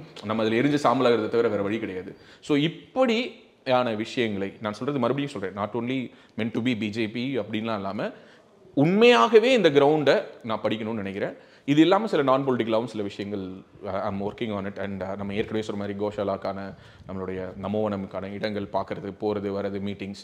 ஈவன் நாளைக்கு கூட பார்த்தீங்கன்னா நான் காஞ்சிபுரம் போகிறேன். அங்கே ஒரு மிகப்பெரிய ஒரு கோஷாலா ஒருத்தர் வச்சிருக்கிறாரு, அந்த நண்பரை சந்திக்கிறதுக்காக போகிறோம். ஸோ இப்படி என்னுடைய டேவை ஸ்ப்ரெட் அவுட் பண்ணுறேன். ரெண்டாவது கிரண், நடராஜன், மகாபிரபுன்னு சொல்லிட்டு 3 தம்பிகளும் மிக சிறப்பாகவே டெய்லி நடக்கக்கூடிய விஷயங்களை என்ன மக்கள்கிட்ட கொண்டு போய் சேர்க்கணுமோ அதை சேர்க்குறீங்க. நான் ஆல்வேஸ் எனக்கு எப்போதுமே ஒன்று ஓடிக்கிட்டே இருக்கும். என்னன்னா, tissue system should be automated. Okay, இருந்தாலும் இல்லாவிட்டாலும் எக்ஸாக்ட்லி அது ராஜவேலை டிபெண்ட் பண்ணி இந்த சிஸ்டம் ஓடணும்னு நான் நினைக்கல. நீங்கள் வீடியோ போட்டால் தான் பார்ப்பாங்க, நீங்கள் வீடியோ போட்டால் தான் ரெவென்யூ வர வேணாம். நீ வீடியோ போட்டாலும் வரணும், மகாபிரபு போட்டாலும் வரணும், நடராஜன் போட்டாலும் வரணும், துர்கபிரசாத் போட்டாலும் வரணும். அதுக்கு முன்பு இருந்த அத்தனை பேரிடமும் நான் தான் சொல்லியிருக்கேன். பிகாஸ் எப்போதுமே எங்கிட்டே நிறைய பேர் சொல்லுவாங்க, ஏன் உங்கள் சேனலில் இவ்வளோ முகங்களை காட்டுறீங்க பிரதர், யாராவது ஒருத்தங்களை முன்னிலைப்படுத்துங்க, நீங்கள் இருக்கீங்க உங்கள் கூட யாராவது ஒருத்தங்களை சொல்லுங்கள் அப்படின்னு. நான் அதை அப்படி பார்க்கவே இல்லை. டே ஒன்லேருந்தே இது முடிந்த அளவு எல்லோருக்குமான வாய்ப்புகளுக்கான ஒரு பிளாட்ஃபார்ம்னு தான் நான் சொல்லிகிட்டே இருந்திருக்கேன். அது இப்போது அதே தான் சொல்கிறேன். ஸோ இப்போ அதை நம்ம இன்னும் கொஞ்சம் ஃபைன் டியூன் பண்ணிட்டு இருக்கோம். ஸோ இப்படியான ஒரு ப்ராசஸ்க்குள்ளார நான் இருக்கிறதுனால தான் நீ அடுத்த வீடியோவிலையும் நீ மறுபடியும் என்ன சொல்லுவேன்னா, நீண்ட நாட்களுக்கு பிறகு அண்ணனோட ஒரு உரையாடுறோம் அப்படிங்கிற பொழுது, ஆமாம் நீண்ட நாள் ஆயிடுச்சுல அப்படின்னு நானுமே அடிக்கடி பார்த்துக்கிறேன். இப்போ புது கேமராமேன் ஒருத்தர் வந்திருந்தாரு, அவர்கிட்ட டிஸ்கஷன் ஷூட்னு சொன்னேன். அப்படின்னா என்ன அப்படின்னு கேட்குறேன். டிஸ்கஷன் ஷூட் தெரியாத தலைமுறை உருவாக்கிட்டு இருக்கோம். Anyway thank you Kiran. சிவராத்திரி ஆரம்பிச்சு ஆமாம், மகா சிவராத்திரி அனுபவத்தில் தொடங்கி எங்கோ முடித்து விட்டோம். பட் எகெயின் மகாசிவராத்திரியுடைய ஒரு டிவைன் எக்ஸ்பீரியன்ஸுங்கிறது எனக்கு இந்த முறை கிடைத்தது. அதற்கு சத்குருவுக்கும் ஈஷா ஃபவுண்டேஷனுக்கும் என்னுடைய நன்றியை சொல்லிக்கிறேன். அண்ட் இட்ஸ் அ ரெக்வெஸ்ட், எல்லோரும் போய் ஒரு தடவை பார்க்கணும். அண்ட் திஸ் இஸ் ஒரு முக்கியமான ஒரு விஷயம். நீ இப்போ கன்க்ளூட் பண்ணுறதுனால நான் அதை சொல்லி முடிக்கணும்னு நினைக்கிறேன். அங்கே வெல்கம் பாயிண்ட்னு ஒன்று இருக்கும். எல்லோரும் வந்த உடனே அங்கே தான் செக்இன்லாம் பண்ணுவாங்க. அந்த இடத்துல நான் நடந்து வந்துட்டு இருந்தேன். உள்ளார ஆசிரம் உள்ளாரேருந்து நடந்து வரும்பொழுது பார்த்தேன் அப்படின்னா அந்த இடத்துல வந்து ஒரு தண்ணீர் குடிப்பதற்கான ஒரு வாட்டர் வெண்டிங் மிஷின் வச்சுருப்பாங்க. அங்கே ஒரு இன்ஸ்பெக்டர் ஒருத்தர் உட்காந்துருந்தார். நான் போயிட்டு தண்ணி குடிச்சிட்டு அவர் என்கிட்ட வந்து நீங்கள் ராஜ்வேல் நாகராஜன் தானே அப்படின்னாரு. ஆமாம் சார் அப்படின்னு. உட்காருங்க அப்படின்னாரு. சரின்னு சொல்லிட்டு உட்காந்தோடனே I don't want to mention his station and as well as his name. சென்னையினுடைய சிட்டி லிமிட்குள்ளார ஒரு ஸ்டேஷனில் ஒர்க் பண்ணிட்டு இருந்தவர் இப்போ சென்னைக்கு பக்கத்தில் இருக்கக்கூடிய சென்னை ஒட்டிய ஒரு மாவட்டத்தினுடைய ஸ்டேஷனில் ஒர்க் பண்ணுறாரு. இன்ஸ்பெக்டராக இருக்கார். ஓகே, ஏன்னா கிரெடிபிலிட்டிக்காக. ஓகேவா? அவர் வந்து என்கிட்ட ஃபஸ்ட்டு வார்த்தை என்ன சொன்னாருன்னா, பிரதர் எனக்கு வந்து ஈஷா பற்றி இம்ப்ரெஷனே வேறு. கிரிமட்டோரியம் ஏதோ இல்லீகலாக வந்து எல்லாரையும் செத்தா எரிச்சிடுறாங்க அது இதெல்லாம் சொல்லிட்டு இருந்தாங்க. ஒரு தப்பான ஒரு இம்ப்ரெஷனோட தான் வந்தேன். ஏன்னா அவர் நான் சொல்றது சென்னை பக்கத்தில் ஒரு மாவட்டத்தில் இருக்கவர் ஏன் அங்கே வந்திருக்காருன்னா, அமித்ஷா அங்கே வரதுனால தமிழ்நாடு முழுவதும் இருக்கக்கூடிய பல காவல் நிலையங்களை சேர்ந்தவர்கள் இங்கே பந்தோபஸ்துக்கு வந்திருந்தாங்க. அதில் அவரும் வந்திருக்கிறாரு. அப்போ அவர் சொல்கிறாரு, அவர் எனக்கு கூப்பிட்டு ஏன் சொன்னாருங்கிறது எனக்கு தெரியல, பட் அடுத்த வார்த்தை சொல்கிறாரு, இங்கே வந்து பார்த்த பிறகு தான் தெரியுது, என்னங்க இது வேற ஒரு உலகங்க, என்னென்னவோ மொழி பேசுகிறவங்க எவ்வளோ பேர் வராங்க போகிறாங்க, இப்படி இருக்கிறத பற்றி ஏங்க இப்படி பேசினாருன்னு சொல்லும் பொழுது கிரண், யூ ஒன்ட் பிலீவ், அவர் கண் கலங்கிடுச்சு. எனக்கு உண்மையாகவே பேசிக்கலாகவே நான் இந்த மாதிரியான போலீஸ் ப்ரொஃபஷனல்ஸ் யாராவது நண்பர்களாகவே இருந்தாலுமே நான் பேசும்போது ரொம்ப வார்த்தையை அளந்து பேசுவேன். அவர் அந்த மொமெண்ட்டில் பிரேக் ஆகிறாரு, எனக்கு என்ன சொல்கிறதுன்னு கூட தெரியல. அவருக்கு அப்படியே கண்ணெலாம் உடஞ்சி லிட்டரலி கதறிலாம் அழுத.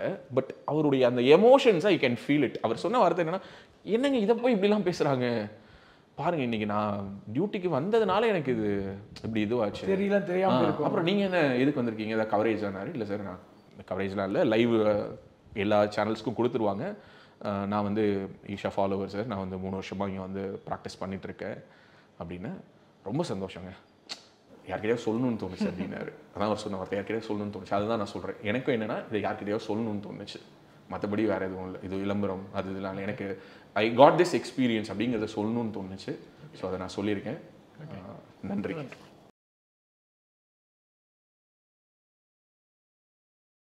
இப்போ உடல் ரீதியாக ஒரு பிரச்சனை வருது அப்படின்னா அந்த பிரச்சனைக்கு இந்த ஒரு வாஸ்து பாதிப்பு காரணமா இருக்கும் அப்படின்னு சொல்ல முடியுமா? உங்க வீட்டோட தென்கிழக்கு தெற்கு சார்ந்த 22 டிகிரில என்ன இருக்குங்கிறத நீங்க செக் பண்ணுங்க. நான் சொல்ற மாதிரி பாதிப்பு அந்த இடத்துல இருந்தது அப்படின்னா நிச்சயமா அந்த இடத்துல.